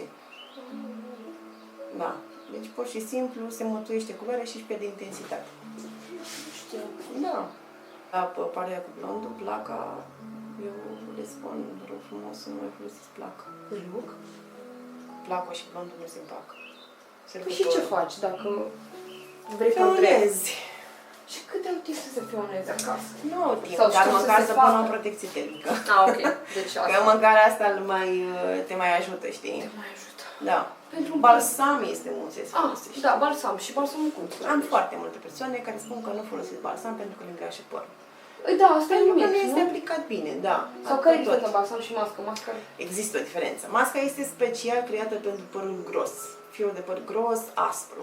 Nu are nicio treabă că face mai mult sau mai puțin decât Ok, balsam. și nu e că eu am crezut că masca se pune pe tot capul și balsamul doar la vârf, în jur, eu așa am crezut. Nu, deci masca este special creată pentru un fir de păr gros, care ea trebuie să lucreze, să hidrateze mai intens, să muncească mai mult, are o densitate mai mare, mai crescută, să zicem, comparativ cu balsamul. Balsamul este special creat pentru părul fin sau normal. Ok, și cum Iar îl aplici? rezultatul unei măști este oricum strict temporar, adică nu o să-ți facă... Ah, da, normal. Nu Dar e ca și- majoritatea persoanelor cred că dacă îmi pun o mască o să-mi trateze părul. Nu, ferească Asta Dumnezeu. nu există așa ceva. Da, nu există. Te Și poți balsamul te Deci speli? balsamul, după ce te speli, cel mai bine ar fi în poziția în care ți-ai aplicat balsamul așa să-ți rămână părul. Adică Da, eu- dacă l-am pus pe spate și m-am aplicat așa pe spate, părul să rămână aici. Dacă l-am tras în față, stau cu capul în jos. Aha, în da, față, eu pe spate. De nu Așa. Da. Și cel mai bine ca să eviți rădăcina, ții așa o șuviță, iei șuvițele. Deci nu până la rădăcină. Nu, Deloc. nu pune la rădăcină balsam, răsucești șuvița. Iar de aici în jos poți să aplici balsam. Ah, ok. Și atunci îți protejezi și scalpul ca să nu-ți ajungă balsam aici, pe scalp. Pentru că părul are nevoie nu doar pe vârfuri, și pe lungime nevoie. Că aici deja părul este, zona asta de lungime este părul keratinizat, este mai bătrân, că îmbătrânește părul, știi? Da, da. E, și atunci Tocit. și are nevoie, exact, și să la mine să aibă strălucire. Da, Da? da. Dar, de exemplu, pentru un păr gras, că aud multe persoane care la fel zic că nu mă dau balsam, că mi îngrașă părul, că... Da. Cum? Asta Că cu și eu am părul aceeași gras problemă. trebuie să este strict din cauza, în mod special, bine, și tenul influențează, bineînțeles, Da. și așa, dar sunt și persoane care s-au învățat să se spele des pe cap, adică gen, în Există fiecare chestia zi. asta? Cu cât te speli mai des, cu Da. atât? Adică pe Da, bune? deci este pe bune, asta nu este un mit. Părul, ca să crească, are nevoie de sebum, Da. pentru că el lubrifiază foliculul. El este, da? Da. E, dacă tu, spre exemplu, îndepărtezi sebumul respectiv, Da. Stai și el puțin. produce pentru că are nevoie să producă. Ok. Exact, deci exact pe același principiu este și cu tenul gras. Tu cu cât îl exfoliezi mai tare Da. și îl usuci mai tare, el îți producă mai Mai mult mult sebum. Deci pe același principiu. Da. Ok. Dar totuși trebuie produse specifice. Eu, de exemplu, eu acum sunt cu gama de la Seboradin și mi se pare că din tot ce am încercat e cea mai ok. Că îmi place cum lasă părul, știi? Ok. În rest, ce am testat, dar mass market, adică nu mi-am luat niciodată, că n-am știut gen ce Da. să-mi iau din astea cosmetică profesională, nu-mi plăcea textura, ba era prea poros, ba stătea Îl prea... face, da, păi Că nu șamponul sucă, ăsta gen, de nu? curățare, da, scalpul pentru păr gras, este, de fapt, nu îl sucă. Îți deschide foarte mult cuticula. Știi? Adică părul, că firul de păr are un soi de cuticule. Da. Ca și eu explic asta la Fiecare pensule. dată. Pensule sintetice nu au cuticule, Așa. pensule naturale au cuticule și absorb produs. Exact. Ei, și atunci când tu, spre exemplu, îl speli, când îi pui apă, cuticulele respective se deschid. Da. Șamponul, dacă este special pentru curățare extremă, îți va deschide mai mult cuticula. Dar ea nu se mai închide înapoi. Pe același principiu lucrează și șamponul de volum. De aia nu recomandăm șampon de volum la părul vopsit. Nu trebuie șampon de volum. Vezi că lumea nu este educată și Da. ce văd și ele pe internet, la influencer, la... Eu, la mine, în salon, când intră cineva, când m-am făcut de părul lor și cel puțin sau când ne spăl pe cap, le întreb cu ce se spală pe cap și care este rutina lor zilnică. Și le Asta face recomanzi parte produse din diagnostic sau din consultație. din gama ta? Da. Ca să aveți un rezultat și un... Da, pentru că eu recomand ce știu. Da, da, Adică pe așa și eu, da. Nu știu, n-am lucrat cu produsul respectiv, nu pot să spun dacă este bun sau nu, sau Plus că eu cred că toate cumva sunt bune sau... Dar gen pentru un anumit... pentru anumite persoane. Exact. Pentru un anumit tip de păr, pentru un anumit rezultat pe care ți-l dorești. Păi zi-mi așa, Da. pentru un păr gras ce ar trebui. Indiferent că e de la Matrix sau că ce știi tu că funcționează. Pentru păr gras, spre exemplu, la Matrix avem la violaj Scalp Therapy se numește, sau Scalp Balance, acum că am schimbat denumirea. Este special creat pentru chestia asta, pentru rebalansarea pH-ului scalpului. Că aici este problema, pentru că noi totul spălăm, el vrea să producă, că are nevoie să producă, pentru că este în originea lui să facă lucrul ăsta, știi, și trebuie să facă chestia asta ca să poată să-ți crească firul de păr. Și cumva îți balansează producția de sebum cu... Dar și stau cu... Eu mi-am dat seama la mine, mă plângeam, dar tot ziua cu mâna în păr. Știi? Da. Sau și în breton, sau... Că practic se mai adună grăsimi și pe mână, nu? Sau mă gândesc de ce, care e explicația logică pentru care se îngrașă părul, Da. că tu stai toată ziua. Că sunt multe care fac în breton, care nu Da. să-și dea seama, și după aceea zic că am să îngrașă părul. Pe lângă faptul că, spre exemplu, ai grăsime pe mâini sau murdărie sau chestii de genul ăsta, tu de fapt stimulezi circulația la nivelul scalpului. Și când faci, gen da. prima faptul că faci Da. și la păr? Da. Pentru că atunci când, spre exemplu, speli pe cap, da, tot faci lucrul ăsta, masez scalpul, eu fac, spre exemplu, fac un masaj, un semi-masaj, dar asta se face și pentru stimularea circulației la nivelul scalpului. Spre exemplu, erau damele astea erau ele în filmele, sunt în filmele astea vechi, că se pierd ele pe cap cu perie de 100 de ori. Da. Chestia asta se făcea pentru a stimula creșterea părului. Ah, wow, ce tare! Da, deci cu cât circulația la nivelul scalpului este mai stimulată, cu atât îți crește mai repede părul. Ah, uite, un tips bun. Deci cu cât îți faci mai mult masaj, de asta Dar- și funcționează chestiile, Da. știi că sunt niște de-alea desface așa că funcționează. Da. Dar trebuie să ai grijă că dacă faci chestia asta, stimulezi și sebumul. Pentru ce, ca să crească firul de păr, are nevoie de sebum. Ah, ok, ok. Știi? Da. Adică sunt cumva legate unele de altele. Deci asta ar fi produsul pe care mi-l ai. Și au și șampon și balsam. Da, au și niște fiole. Poți să le pui și pe acele și chiar și de bine. Acum, să mai zicem ceva. Încă o chestie. Dacă mă hotărăsc să fac ca chestie, să-mi tratez problema pe care părul meu este deshidratat, dacă părul meu, scalpul meu produce prea mult sebum, dacă se întâmplă lucrurile astea, eu trebuie să renunț la vopsit pentru o anumită perioadă de timp cât se întâmplă. Da. Pentru că produsele tratament, în general, dacă nu te speli cu un șampon special creat pentru păr vopsit, pentru păr blond, pentru păr colorat, o să scoată culoarea. Tot ce înseamnă tratament, părul meu este foarte deshidratat, da? Și eu vreau să mă hidratez. Îl pui în apă. Serios, deci. Prima dată faci testul elasticității. Dacă el pur și simplu se rupe sau dacă îl tragi și s-a rupt, s-a lungit. Este ok, nu e. Dar dacă deja s-a rupt, asta e clar că este deshidratat. Și asta e de la vopsea, de la faptul că nu-l protejezi cu protecție termică, exagerarea de colorat și alte chestii, mai multe. Dar în mod special procesele astea chimice și termice îl sensibilizează foarte, foarte mult. Știi? Eu am mai zis chestia asta, că mai vorbesc și cu fetele astea când mă duc la seminarii. Trebuie mai întâi să-ți educi clientele cum să-și întrețină părul, ce să se întâmple acasă, care să fie procesul, produsele pe care trebuie să le folosească. Ok, tu ai făcut o treabă foarte mișto, dar exact după aia clienta are pentru o perioadă mult mai lungă de timp culoarea respectivă. Și atunci tu, de fapt, ele nu spun neapărat că sunt produsele. Bă, fata asta e profesionistă, adică mi-a făcut și culoarea, și restul culoarea, produsele pe care le folosește sunt bune.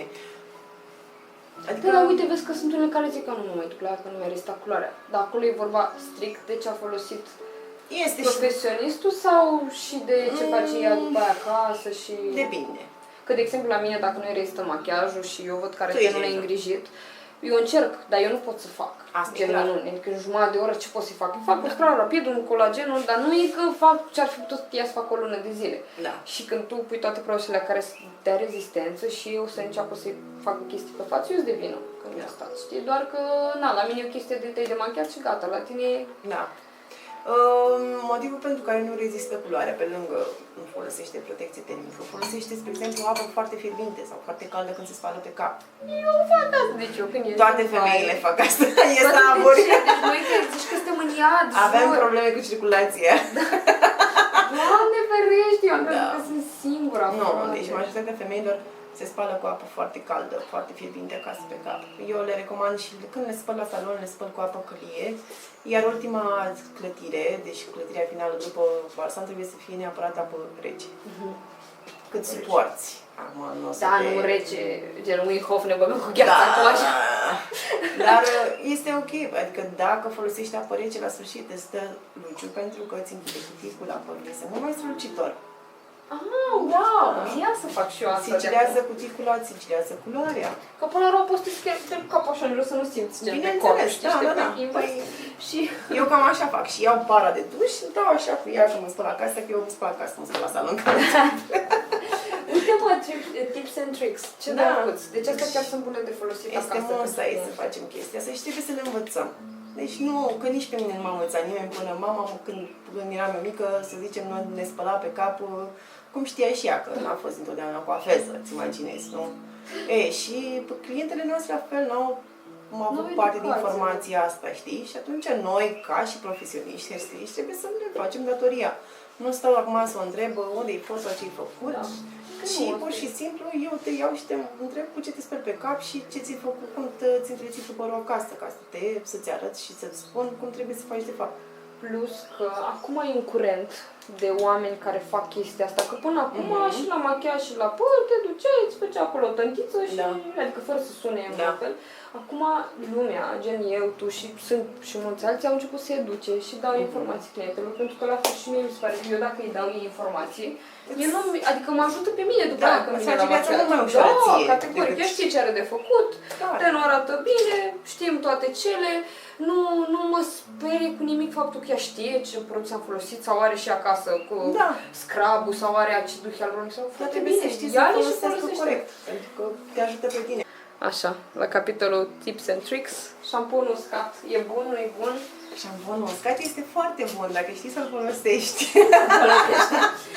Deci, eu știu că el este prezentat așa ca fiind un șampon pe care, un spray pe care îl dai după dacă ți-a greșat părul sau să-l tragi timp. Dar e o variantă bună pentru persoane cu păr gras. Este o variantă bună pentru persoane cu păr gras, dar adică dacă astăzi l-am folosit, mâine seara sigur m-am spălat pe cap. Aha, adică deci nu mai te las, întinzi. nu te întinzi cu el, mai ales dacă deja ai sebumul pe scalp și pe firele de păr. Nu prea mai ai cum să le mai, știi? Ce am observat eu că e pe culori, zic bine? Adică... Asta din comerț, da. Batistul, spre exemplu, este pe culori. Da, că eu la un moment dat când m-am făcut așa culoarea asta și acolo am pălat de blond, vedeam că se făcea peliculă albă și arăta foarte ciudat. E destul de greu să găsești unul bun, care să nu se lase peliculă albă și să se blenduiască ușor. Există în comerț unul, așa ca și recomandare? Păi eu foloseam la un moment dat, că știi cum e, hairstylistul. Da, testează. Așa. Am testat ăsta de la Balea, dar nu mai iau. Era 5 în 1. Astea alte care acum nu sunt așa. De la Diem? Da. Ah, păi și eu am de la Diem, tot Balea, dar nu știu dacă e ăsta de care... Are un ambalaj violet, cred că, dar nu l-am mai văzut ăsta are maro, aici. e și pentru părușatea. E pentru părușatea. Și ce am observat când dau, face și rădăcină, adică am văzut tot ăla cu, cum zice, cu Lucia, când am făcut tutorial. Da. Și când am plecat în capul la un moment dat, zic, ce mai m-am pătat. Da, mi-am dat seama, că eu aveam la rădăcină. Până la urmă poți să camuflezi cumva și firele albe cu el. Și șamponul uscat, preferabil, ca să aibă efect mai ok și să nu-ți înxească părul și să nu fie... Și vrei neapărat să-l folosești, să-ți prelungești pentru persoane care au sebum, așa. După ce te-ai spălat pe cap, după ce ți-ai coafat, te dai cu șamponul uscat. A, da? Da. Adică nu-l folosești direct când ai părul? Nu. Dacă l-ai folosit când deja ai părul și s-a îngrășat părul, trebuie neapărat să stea.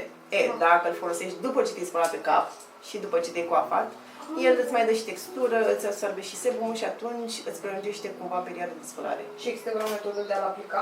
De la distanță? De la distanță, da, cam 15 cm maxim. Și important este după să-ți bagi mâinile așa prin păr și să-l difuzezi sau să-l piepteni, să-ți iei o perie. Cam și fac așa, gen sau la așa. rădăcină, gen. Dar trebuie oricum să bagi mâinile, să poți să-l difuzezi peste tot și să fie ok, ca să nu-ți rămână reziduri. Ok. Știi? Super, am uitat Că ele cam toate lasă pentru că au, dar chiar să încerci chestia asta, să vezi cum este și o să-ți prelungească perioada de spălat. Și pentru firele albe, am început și să am mavire albe. Am văzut unul, două pe aici. Încă nu e, dar mă gândesc așa că sunt multe, eu le mai zic să se dea cu rimel. Știi? Da, adică dacă... este și asta o soluție temporară clară. Ce nu-mi place, spre exemplu, este spray-ul ăla din comerț, la fel, există vreo 2-3 spray-uri în comerț, în mass market, în Diem sau... Nu e la albastru? Tot de la L'Oreal sau de la ce? Da, dar eu nu sunt mare fană la... Okay. Adică problema este că știi cum e, că odată ce descoperim ceva, facem și exces. Da. Și atunci, spre exemplu, dacă a folosit și vinela vopsit, este mult să o spăl pe cap. Da. Și atunci trebuie să o... Și uneori influențează culoarea, știi, și mă enervează, adică chiar nu... Lasă reziduri. Ce este foarte mișto este un fard pentru păr. Nu pot să zic brandul. Ok. Pare rău. Dar există un fard pentru păr, special creat pentru că este și foarte bun. Da. Și îți vopsește firul de păr? Da, e pur și simplu, exact ca o paletă de make-up este. Tu poți să dai și cu make-up, că nu Păi da, asta e că eu mai fac. Și poți să-i dai... Când, de exemplu, să zic cum e la tine, da? Și tu ești creolă și să zicem că de aici încolo ai avea scalpul alb. Eu atunci vin cu fard efectiv, care să fie aceeași tonalitate cu părul sau cumva și mi-mesc firele sau fac acolo unul. Dar e paletă de față, de față, da. Dar acum este și pentru păr. Colorează părul, da, și adică nu este waterproof, cum se transferă. Da. Asta e super, că dacă mă ești transpiri pe aici așa. Este asta, Chris Appleton îi face reclamă. Ok. Ne uităm la Chris Appleton. Cine știe, da. Cine știe pe Chris știe. Da. Dar chiar ai fost la trainer din ăștia din afară? Adică la modul America sau... Da, am fost la Kai Teng, am fost la Philip Wolf. Și sunt diferiți de Europa sau România? Da. Adică vin cu inovații, nu? Sau nu neapărat? Da, bine, știi cum e? Americanul este pe principiul să lucrezi mai puțin. Bă, să știi că este mai bine așa. Și mai eficient. Să lucrezi mai eficient. Noi europenii, că mai spun chestia asta și când fac seminarele, noi europenii avem un obicei de a ne complica foarte mult viața ca să demonstrăm cât de inteligenți suntem. Da. Că nu e ideea de a face, Da. să facem. Și de aia că, spre exemplu, noi la Matrix, vopseaua are litere. Reflexele au litere, nu ai cifre. Cum sunt restul brandurilor europene. Da, eu nu mă pricep. 2, 3, 5, 4, 6, 8. Aha. Alea sunt niște reflexe, în fine. Și la Matrix există litere, adică ai cenușiu este H, adică ai litera A. Violetul ai V. Da, Este mură în gură. Da, da. Și asta este principiul lor în general, să lucrezi mai puțin, mai smart să fii totuși, să nu Work smart, not hard. Asta este, deci, Asta e deviza mea. Da, deci asta e deviza și deviza mea, că de-aia am făcut și asta cu da. fast blonding-ul, știi? Că e o tehnică prin care pui gen 45 de folii și terminat un balaiaj, nu mai stai să pui 100 de folii ca să faci un balaiaj, știi? Și asta este ideea, work smarter, not harder, știi? Pentru că noi avem chestii, dacă Dar nu cred că așa muncești suntem destul, noi ca și nație. da, să muncim, ca să demonstrăm niște chestii. Workaholici. Da, în fine. Da. Asta ar fi ideea, că americanii au un stil mai ușor, mai simplu. Și la machiaj, la tot. Da, da, și mai Și e de rapid. efect. Este. Și domină piața. Da. Să facem paia dreaptă, că la ora actuală tot ce găsești influencer sunt americani. Da, la mine la machiaj au fost rușii, ucrainieni, știi, au venit ei. Da. Bine, acum depinde unde Depinde vezi. de piață. Da, că Că ăștia sunt, americani nu sunt foarte tehnici, cel puțin da. pe machiaj. Rușii ucrainieni sunt și îți explică din punct de vedere, adică colorimetrie și toate astea eu le-am învățat de acolo. Da. Relieful feței, corecție, Da. n-am învățat de la trinărie. Păi da, păi și coafurile sunt texturate tot de la ruși, Da. care sunt Da. acum, care sunt super definite și Și super unghiile texturate. și tot, da. Da, da, da. Dar Sunt. cred că e o piață, adică sunt care vor și Da, care nu. Da, clar. Adică la un moment dat erau toate cu cărarea pe mijloc și părul așa pe drept, exact ca Kim Kardashian, acum toate sunt. Da. Păi Da. ele lansează cum ele lansează tot trendul. Da. Din păcate. Deci te păcat. Adică pe mine cumva... Nu întotdeauna este frumos. Nu este și Da. frumos. Adică hai să o zicem că chiar dacă este în trend, asta nu înseamnă că îmi stă mie bine. Dar eu nu cred în trenduri. În Păi. sensul în care... Băi, nu știu, apare acum nu știu ce pereche de Adidas și eu arăt ca motanul încălțat. Nu mi-i pun. Sau apare nu știu ce Da. machiaj, toate vin, vreau și un machiaj la lunge până la tâmple. Vezi că scade plapa până în dinți. Adică, știi? Păi Nu- asta nu-i este pun. faza, că nu așa de mie tuturor. Nu poți fi așa La șablonat. noi toată lumea vine blond-gri. Păi da, Nu da. stă bine tuturor.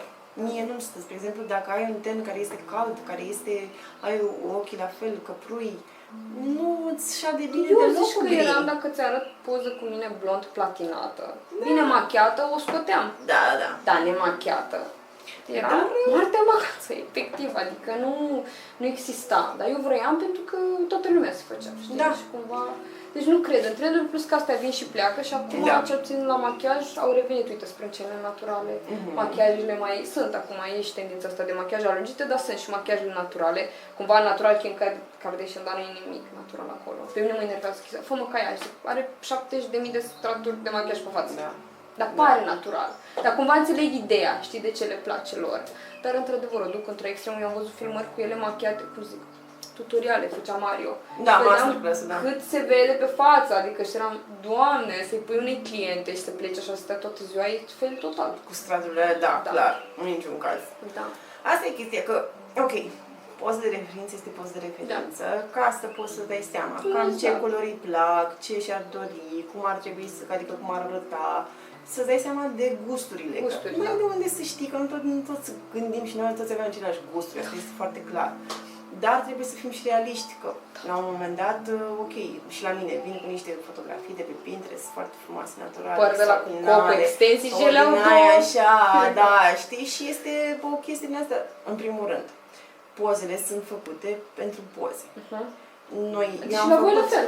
Clar, eu am făcut atâtea editoriale și am atâtea chestii în salon, am lucrările mele, spre exemplu, acum expuse și așa, dar alea sunt editoriale, adică este clar, am una care are foarte mult volum, dar nimeni nu știe de fapt că are o cărare la spate și că tot părul ei este adus în față. Bune. Da! Sau când nu ai făcut așa de multe chestii și ar fi atât de greu părul, mă gândesc încât n-ar rezista toată ziua. Nu gen. rezistă. Mai este vorba de faptul că nunțile românești sunt diferite de nunțile americane, Da, în care se da, întâmplă sunt. ziua și nu știu ce. La noi se dansează foarte mult. Transpiră lumea Durează foarte mult. toată ziua, toată procesiunea, cu luatul de acasă, cu dansat în fața ușii, porții. stai în soare, După aia în cultură. du-te acolo, urcă în mașină, este cald, că la noi se țin vara, nunțile. Adică sunt foarte multe. Umiditatea. Da, Trebuie să ținem cont și de chestia asta. Degeaba vrei tu bucle când afară este o umiditate incredibilă, că alea nu se Păi și stea ce faci niciodată. cu clientele care vor bucle, știu că au părul nu neapărat problematic, dar genul meu, adică mie Da. mi se îndreaptă părul, eu știu când făceam când ziceam, bă, vreau bucle seara. Știam că până seara mi se îndreaptă, mi-l făcea creț de dimineață și seara era ce trebuia, Și se mai lăsa, da. Da, știam că toată ziua steam în salon, mă cheam ce făcea și până seara era ce trebuia, că dacă mi-l făceam eu seara așa cum aș fi vrut, prin câteva ore nu mai aveam. Ce faci cu clientele astea Deci, care... buclele, multe cliente spun că vreau ceva simplu, bucle. Ce este simplu e cel mai complicat, de fapt, de făcut. Pentru că tu trebuie să faci să arate natural, dar să și reziste în același timp. Și ele trebuie să aibă grijă după aia de el, știi bine? Da, foarte bine zici, pentru că majoritatea se duc acasă și fac duș. După ce te faci plin machiat. Da, și eu le zic tot timpul. Fetelor, nu mai faceți duș. Da. Vă rog frumos. Da. După ce v-ați machiat și v-ați coafat, nu mai faceți duș, lăsați dușul. Da. Luați-vă, Dar nu știu, nimic, stai șervețele, efectiv ceva, în aer stai. condiționat și gata, stai la Nu răcoare, nu te mai călcați miști. pantalonii soțului, nu călcați cămășile sau ale copiilor, vă rog frumos. Da. Deci se întâmplă chestia asta de des. Nu, în ziua respectivă te-ai coafat, trebuie să te îmbraci și să pleci. Da, Te exact. sezit, adică Deci tu te-ai le zici machiat. că, ca și mine, bă, Da. depinde de tine, de rezistență. Da, Adică îți depinde fac. foarte mult. Și de factori externi, dar și de ea ce face efectiv. Și Eu aveam ea ce cliente care face. îmi dădeau, uite, fac curățenie și machiajul încă rezistă și la adică gen venise dimineața, am mai făcut acasă puțin așa și după aia mi arăta mie cu machiajul și ziceam, frate, trebuia să stai, să nu faci nimic. Da. Pur și simplu să stai în pat, gen. Da. Nu, Deci asta la e tine chestia. e- Da.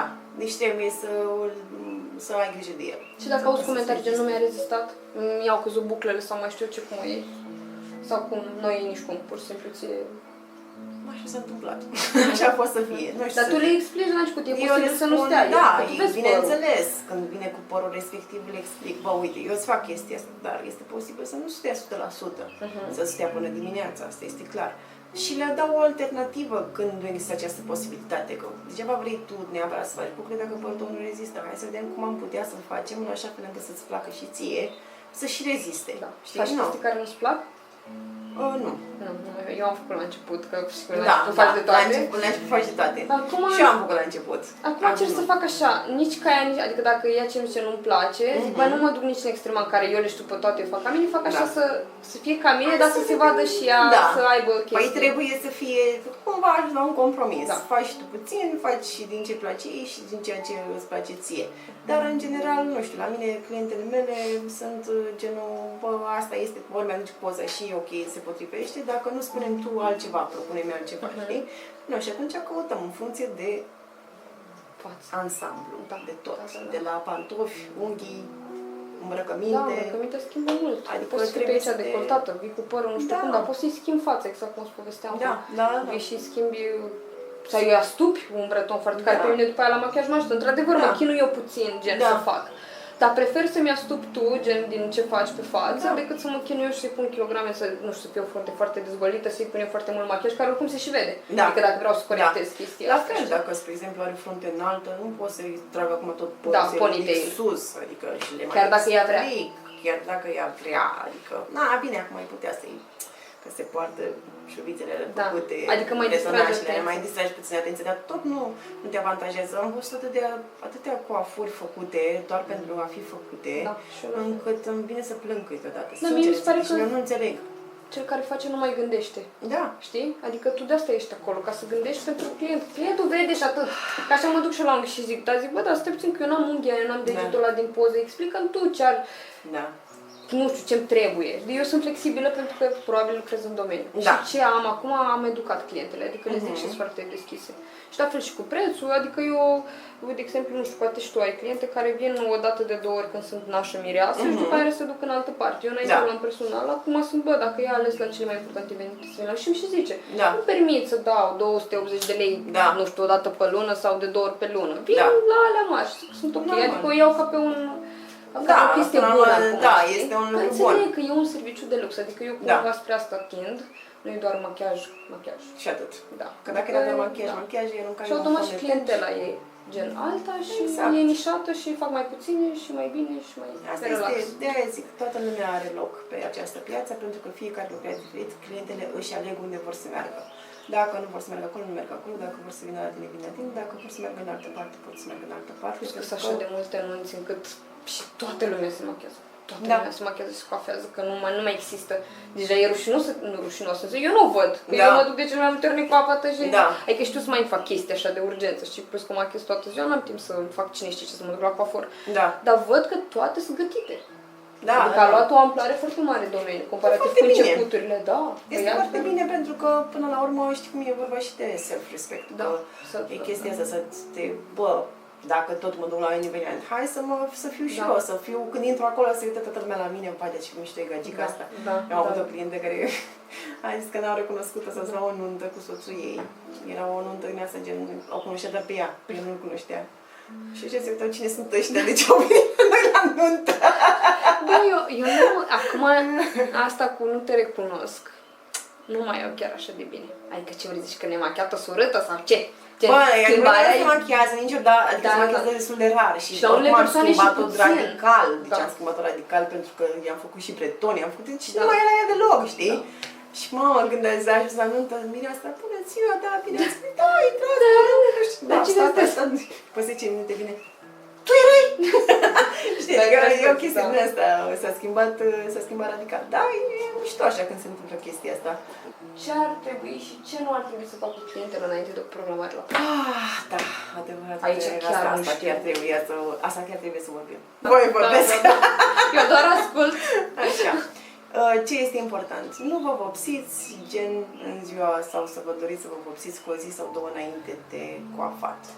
Never. Pentru că nu va rezista coafura. Eu le zic și pentru machiaj cum rămân mie urmele, că ele nu știu să se șteargă. Am pățit chestia asta cu o mireasă care s-a vopsit brunetă singură acasă și avea culoare pe spate aici. Și noi la probă i-am făcut coc și la nuntă i-am s-a părut desfăcut pentru că nu puteam să scot pur și simplu culoarea de pe ceafă, știi? Deci nu vă vopsiți în săptămâna respectivă, preferabil ar fi să nu. Nu vă faceți tratamente. Nu facem tratamente cu keratină în săptămâna respectivă, nu facem tratamente de hidratare, pentru că nu va rezista coafura. Da? Tot ce se întâmplă trebuie să se întâmple puțin mai înainte. La tine e invers, că la mine trebuie gen să-ți faci toate lucrurile astea ca să mă ajuți pe mine. Știi? La tine păi vezi, mai întâi vine la mine cu 2 săptămâni înainte și pe aia vine la tine în săptămâna respectivă, știi? Asta este. Deci, important, fără tratamente, nu le facem în săptămâna respectivă, nu ne vopsim în săptămâna respectivă și nu ne punem noi acasă, veniți la salon, mergeți la salon și vă spălați pe cap. Deci în săptămâna aia neapărat spălat la salon? O dată cel puțin ar fi mișto să vină. Oricum, proba eu, spre exemplu, pentru mine oricum fac probă și proba o fac nu în săptămâna aia. Pentru că în săptămâna aia o să fie haos pentru ele. Toată lumea le cheamă pe fete în ultima săptămână. Și atunci când cu 2 săptămâni, fără tratamente de hidratare și să nu ne vopsim în săptămâna respectivă. Și atât. Restul. Eu aș zice, pentru mine cel puțin, să nu-și facă schimbări dramatice de astea, adică, nu știu, te-ai gândit tu că vrei să te faci blondă înainte de, nu știu, 2 săptămâni înainte de nuntă. Adică tot ce ține de, nu știu, ea are părul lung și deodată i s-a pus ei că vrea breton sau vrea nu știu ce tunsoare sau eu zic schimbările astea dramatice înainte de cel puțin de nuntă. Ai, când voi fi naș sau așa, dar când e efectiv evenimentul mare, tu trebuie să fii cât mai aproape de cine ești tu, adică să nu fie schimbarea că îți ia și mie m-a luat ceva până m-am obișnuit cu breton, așa, sau când mi-am făcut părul din lung bob, îți ia puțin să te obișnuiești cu tine în oglindă, știi? Și după aia te trezești la nuntă că ai ales un machiaj complet diferit de ce-ți făceai tu în mod normal, o coafură complet diferită. Și mai ești tu. Te uiți la poze peste 10 ani și zici, cine nu mai era în poza aia, știi? Da, bine, eu în general clientele mele deja sunt formate și așa și dacă își fac, tot așa le spun, totuși să-și facă o transformare extraordinară și să se facă din brunetă blondă sau nu trebuie să se încerce sau să-și facă un roșcat. Da, adică culori extreme, Da, nu, adică să fii tu. Da, să fii așa cum ești tu este foarte bine, trebuie să fii, să te iubești pe tine, să accepti felul în care ești și dacă ai totuși un specialist care te sfătuiește să faci anumite chestii sau să nu faci anumite chestii, trebuie să îl asculți, că omul ăla e acolo cu un motiv, are și el ani de experiență până la urmă, știi? Și atunci, dacă el îți dă un sfat, nu ți-l dă neapărat în spate rău, ci de bine. Am avut o cunoștință, la un moment dat s-a dus și și-a pus gene, s-a vopsit brunetă, și-a făcut de toate și a dus la nuntă și a început să plângă. Adică... Dacă nu te simți bine și nici lumea, adică nu neapărat că tu poate te simți bine cu tine, dar începe lumea să te vadă și începe, dar de ce ți-ai făcut aia, dar de ce ți-ai pus genele, dar ce ți-ai făcut tu ochii aia, nu știu cum, și tu deodată începi să nu te mai vezi așa și te duci la oglindă, dar parcă genele mai mari, parcă chiar că machiajul e prea negru și începi deodată tu să te simți foarte nasol așa cu tine, adică eu zic că dacă îți faci ceva, eu sunt genul care în mod normal nu mă machiez, nu fac părul, bă, dar și când îmi fac ochii negri, eventual îmi dau părul pe sfate, buze roșii, adică, dar mi-asum, adică se vede, adică nu mă poartă coafura și machiajul, le port eu pe ele cu toată încrederea, știi? Nu cred că dacă tu ești o persoană introvertită sau așa, te-a pus să faci tu nu știu ce nebunie, că nu te simți confortabil cu ele. Adică n-ai cum, dacă tu în mod normal ești, decât dacă ești, eu sunt extrovertită, doar că nu asta așa pe machiajul ăsta natural, cumva nu transformațional, adică eu pot să mă transform, dar nu cât să-mi fac, nu știu, nasul foarte mic sau genul ăla, știi, foarte, știi la ce mă refer. Conturingul extrem Da. Știi, adică îmi fac, cât să-mi scot în evidență frumusețea, da, poate fac ochii mai închiși, buzele roșii, că mă schimbă, par buzele mai mari și așa, dar eu port machiajul. Adică se vede prin atitudine. Păi și culoarea trebuie să știi să o porți. Că am mai avut și cliente care au vrut să-ți facă roșcate, dar ele erau foarte și au venit după aia, se uită toată lumea la mine pe stradă. Da, asta zic. Dacă tu nu te simți confortabil, de ce vrei? Da, chestia asta, adică orice culoare trebuie să știi să porți, chiar și coafură, chiar și trunsoare, trebuie să știi să le porți. Dacă nu știi să le porți și nu te reprezintă, nu le alegi. Da, pentru că părerea oamenilor o să conteze la un moment dat mai mult decât ce crezi tu. Ei, la chestia asta nici de asta nu sunt de acord. Pentru că mai am cliente care pleacă de la tine, sunt foarte încântate și fericite, spun că sunt super ok și după aia, dar mi-a zis bărbatul meu că nu stă bine și vine și mă schimb. Nu. Da.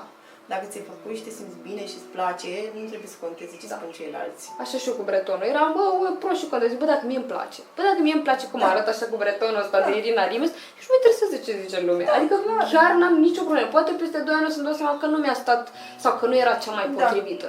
Dar mie acum îmi place și mi-asum tunsoarea asta și sunt ok cu ea, știi? Aia zic. Nu, deci nu trebuie să te... Dacă ți-e place și te simți foarte bine așa, nu trebuie să ții cont de ce spun ceilalți. Eu asta le zic și mireselor, băi, dacă vii la probă sau mă rog, zic, nu te lua că se duc acasă. Dar parcă e prea puțin machiaj, dar parcă... Păi, de ce-ți pasă sau de ce trebuie să te iei tu după cutere? Bine, într-adevăr, bărbații sunt susceptibili, adică sunt foarte așa dacă văd femeia machiată prea mult. Și eu am feedback-uri bune de la bărbați, că zic, mai arăta frumos, era mai tânăr, mai naturală. Da. Adică e ok, dacă ei vorbesc doar dacă e de foarte bine sau de foarte rău. Da. Și într-adevăr, când tu îți vezi femeia, nu știu, machiată sau... transformată decât ceea ce știi, sau capul ăla așa, gen, știi, buclele alea de la... Și o vezi deodată ce mai cu tine, atunci da, sunt pro la modul, chiar trebuie să iei măsuri, dar cum să zic, chiar e ceva neregulă, știi, dar doar așa, când chiar e ceva estetic în neregulă, știi, nu vorbim aici de...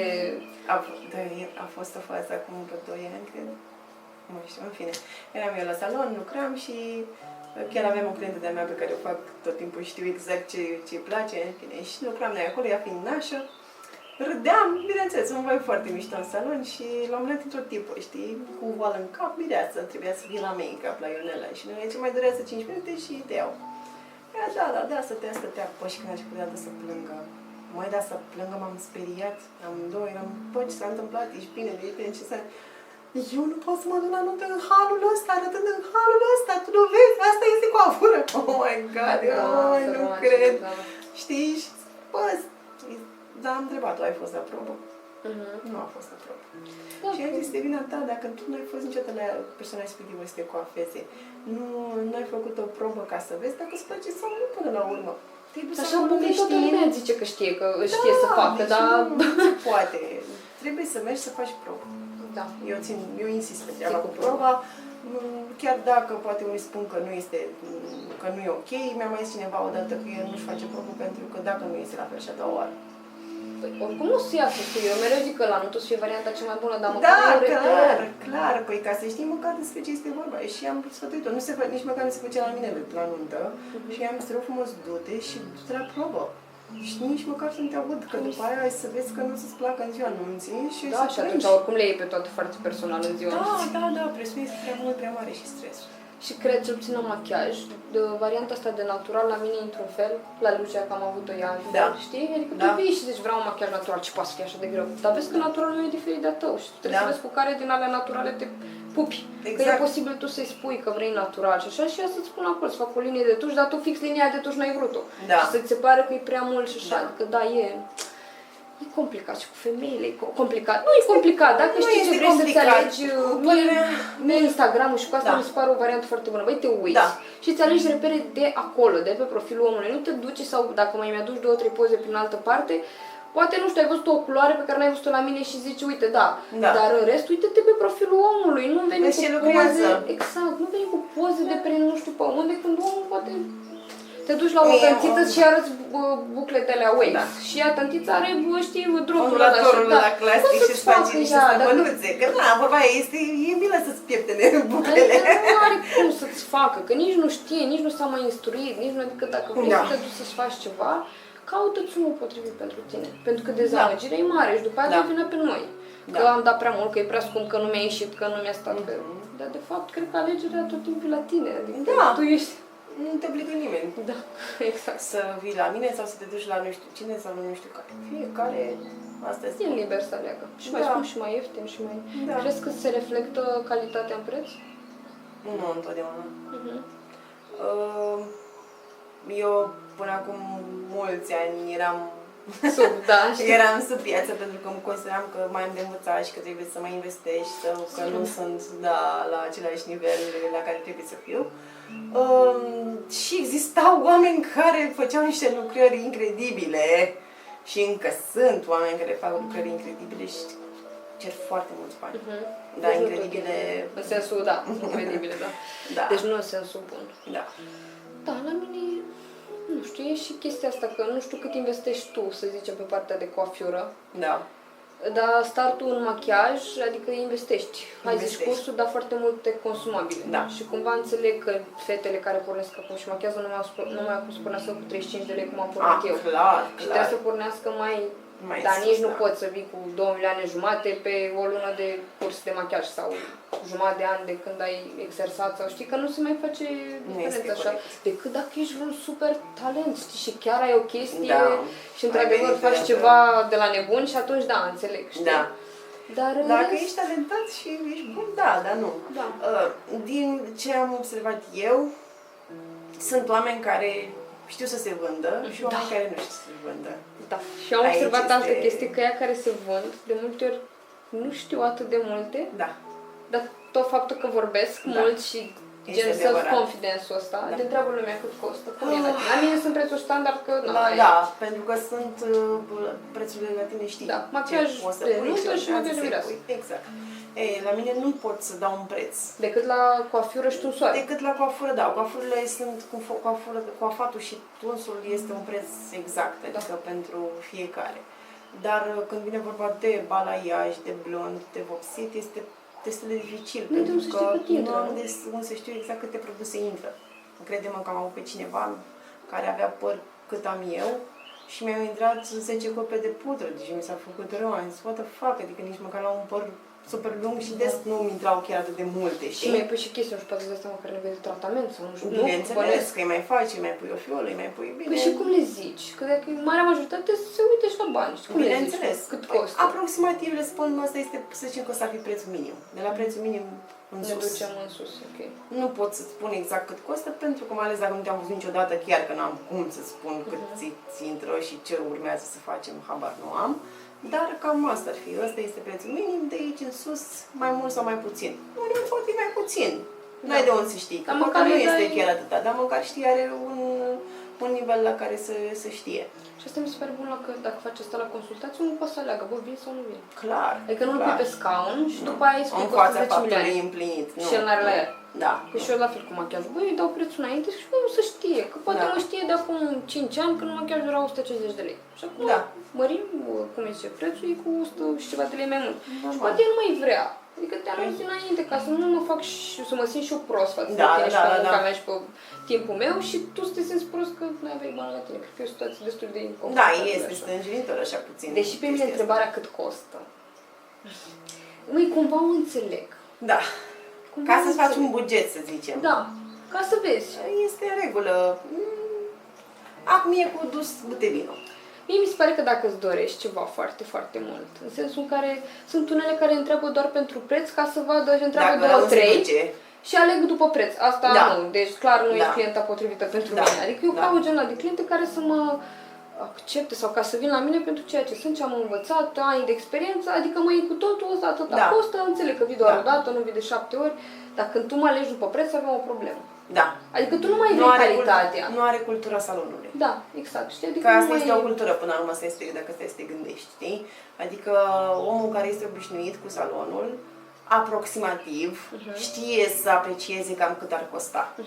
Comparativ cu oamenii care nu au fost niciodată la salon și vor să facă. Da, le se pare, wow, cât... Da. Deci oamenii care întreabă, în general, cam cât costă, sunt oamenii care nu merg des la salon. Și eu apreciez să știi când îmi zice cineva, uite, e prea mult pentru, mai mult decât mi-am Da. alocat eu pentru machiaj. Zic, ok, știi, e ok adică bugetul, nu, suntem sinceri. Știi care este problema? Că eu cred că în ziua de astăzi noi am cam uitat să fim sinceri unii cu alții și aici este o Și chestie... asumat și să ne dăm seama că nu e nicio rușine, adică mie îmi dădeau cu sin, Da. doar pentru simplu fapt că probabil era jenă să-mi spună că e prea mult sau nu, Da. știi? Și eram frate, dar de ce trebuie să dai cu sin, zi mulțumesc sau mă mai gândesc sau Da, că nu ok, drăguțe și da. mă mai gândesc, revin. Asta ok, Da. știi? Adică, bă, măcar mi-ai dat un răspuns, dar nu dau cu sin total, Da. e lipsă de respect. Adică eu ți-am Da. dat din timpul meu, am intrat pe mesaj, ți-am scris acolo în textuleț, că eu le zic, uite, îți atașez prețurile să vezi ce presupune o sesiune de machiaj ca timp și preț, mă rog, așa. Dacă e ok și pentru tine, lasă-mi un mesaj, adică, bă, Da. implic ceva, Da. 5 minute din Da. viața mea, tot le dau, iau poza și tu îmi dai cu sin. Bă, Da. măcar mulțumesc cu ăla, știi, dă-mi-l înapoi, că e ok, eu de asta nu mai am machiajul 150 de lei, că nu vreau să fiu toată. Da. Știi? Adevărat. Adică și lumea ar trebui să înțeleagă că doamne, e ok să nu ai câteodată, știi? Da. Adică și pe mine acum dacă mă trimiți, hai să-mi fac părul la 20 de milioane, mă mai gândesc puțin, știi? Adică, hai, Normal. parcă n-aș da chiar 2000 de lei să-mi fac părul, știi ce Clar. zic? Adică depinde Da. și de buget, că sunt oameni care ar da, sunt oameni care nu ar da. Și atunci ok să zici da sau nu, sau mulțumesc, sau unele îmi zic Da. că îți urez mult succes, ești foarte faină, dar nu pot În veni acum la momentul tine. în momentul de față nu permit. Păi, este în regulă, nu Da. este nicio problemă. Mai mult decât. Așa, bateria spre 0. Da. Mai ai ceva de zis, draga mea? Mai vrei să împărtășești ceva? Nu știu. Cum ți s-a părut? Foarte fain. Dat fiind faptul că nu ne cunoaștem. Am vorbit, da, mult. Exact ce ți-am zis, se termină bateria, am și pus-o la încărcat odată. Sper că v-a plăcut discuția noastră. O să pun link-urile unde o găsiți și pe Mădălina să vă uitați la ce face, să o urmăriți. Sper că a fost educativă, chiar am vorbit mult și eu zic că am și șeruit așa, și din munca de salon, dar și din ce ar trebui să facă femeile acasă. Da. Ți-a părut fain? Da, mi s-a părut foarte fain. Chiar a fost, având în vedere faptul că Da, mai nu e- zici tu ne-am cunoscut pentru prima dată, chiar a fost, Da, a fost relaxat. Eu am avut da. emoții puțin dimineață, dar da, drăguț. Sper să aprecieze și oamenii și sper să aveți răbdare să vă uitați până la final. Dacă aveți comentarii, lăsați-ne, ne găsiți. O să pun eu. Tu ce ai? Facebook, Instagram? Instagram. Mulțumesc tare mult și mă bucur că susțineți, că văd că primesc foarte multe feedback-uri foarte bune și o să aduc în continuare, sper, oameni faini care să vă inspire, că sper că v-a inspirat și Mădălina. Vă mulțumim!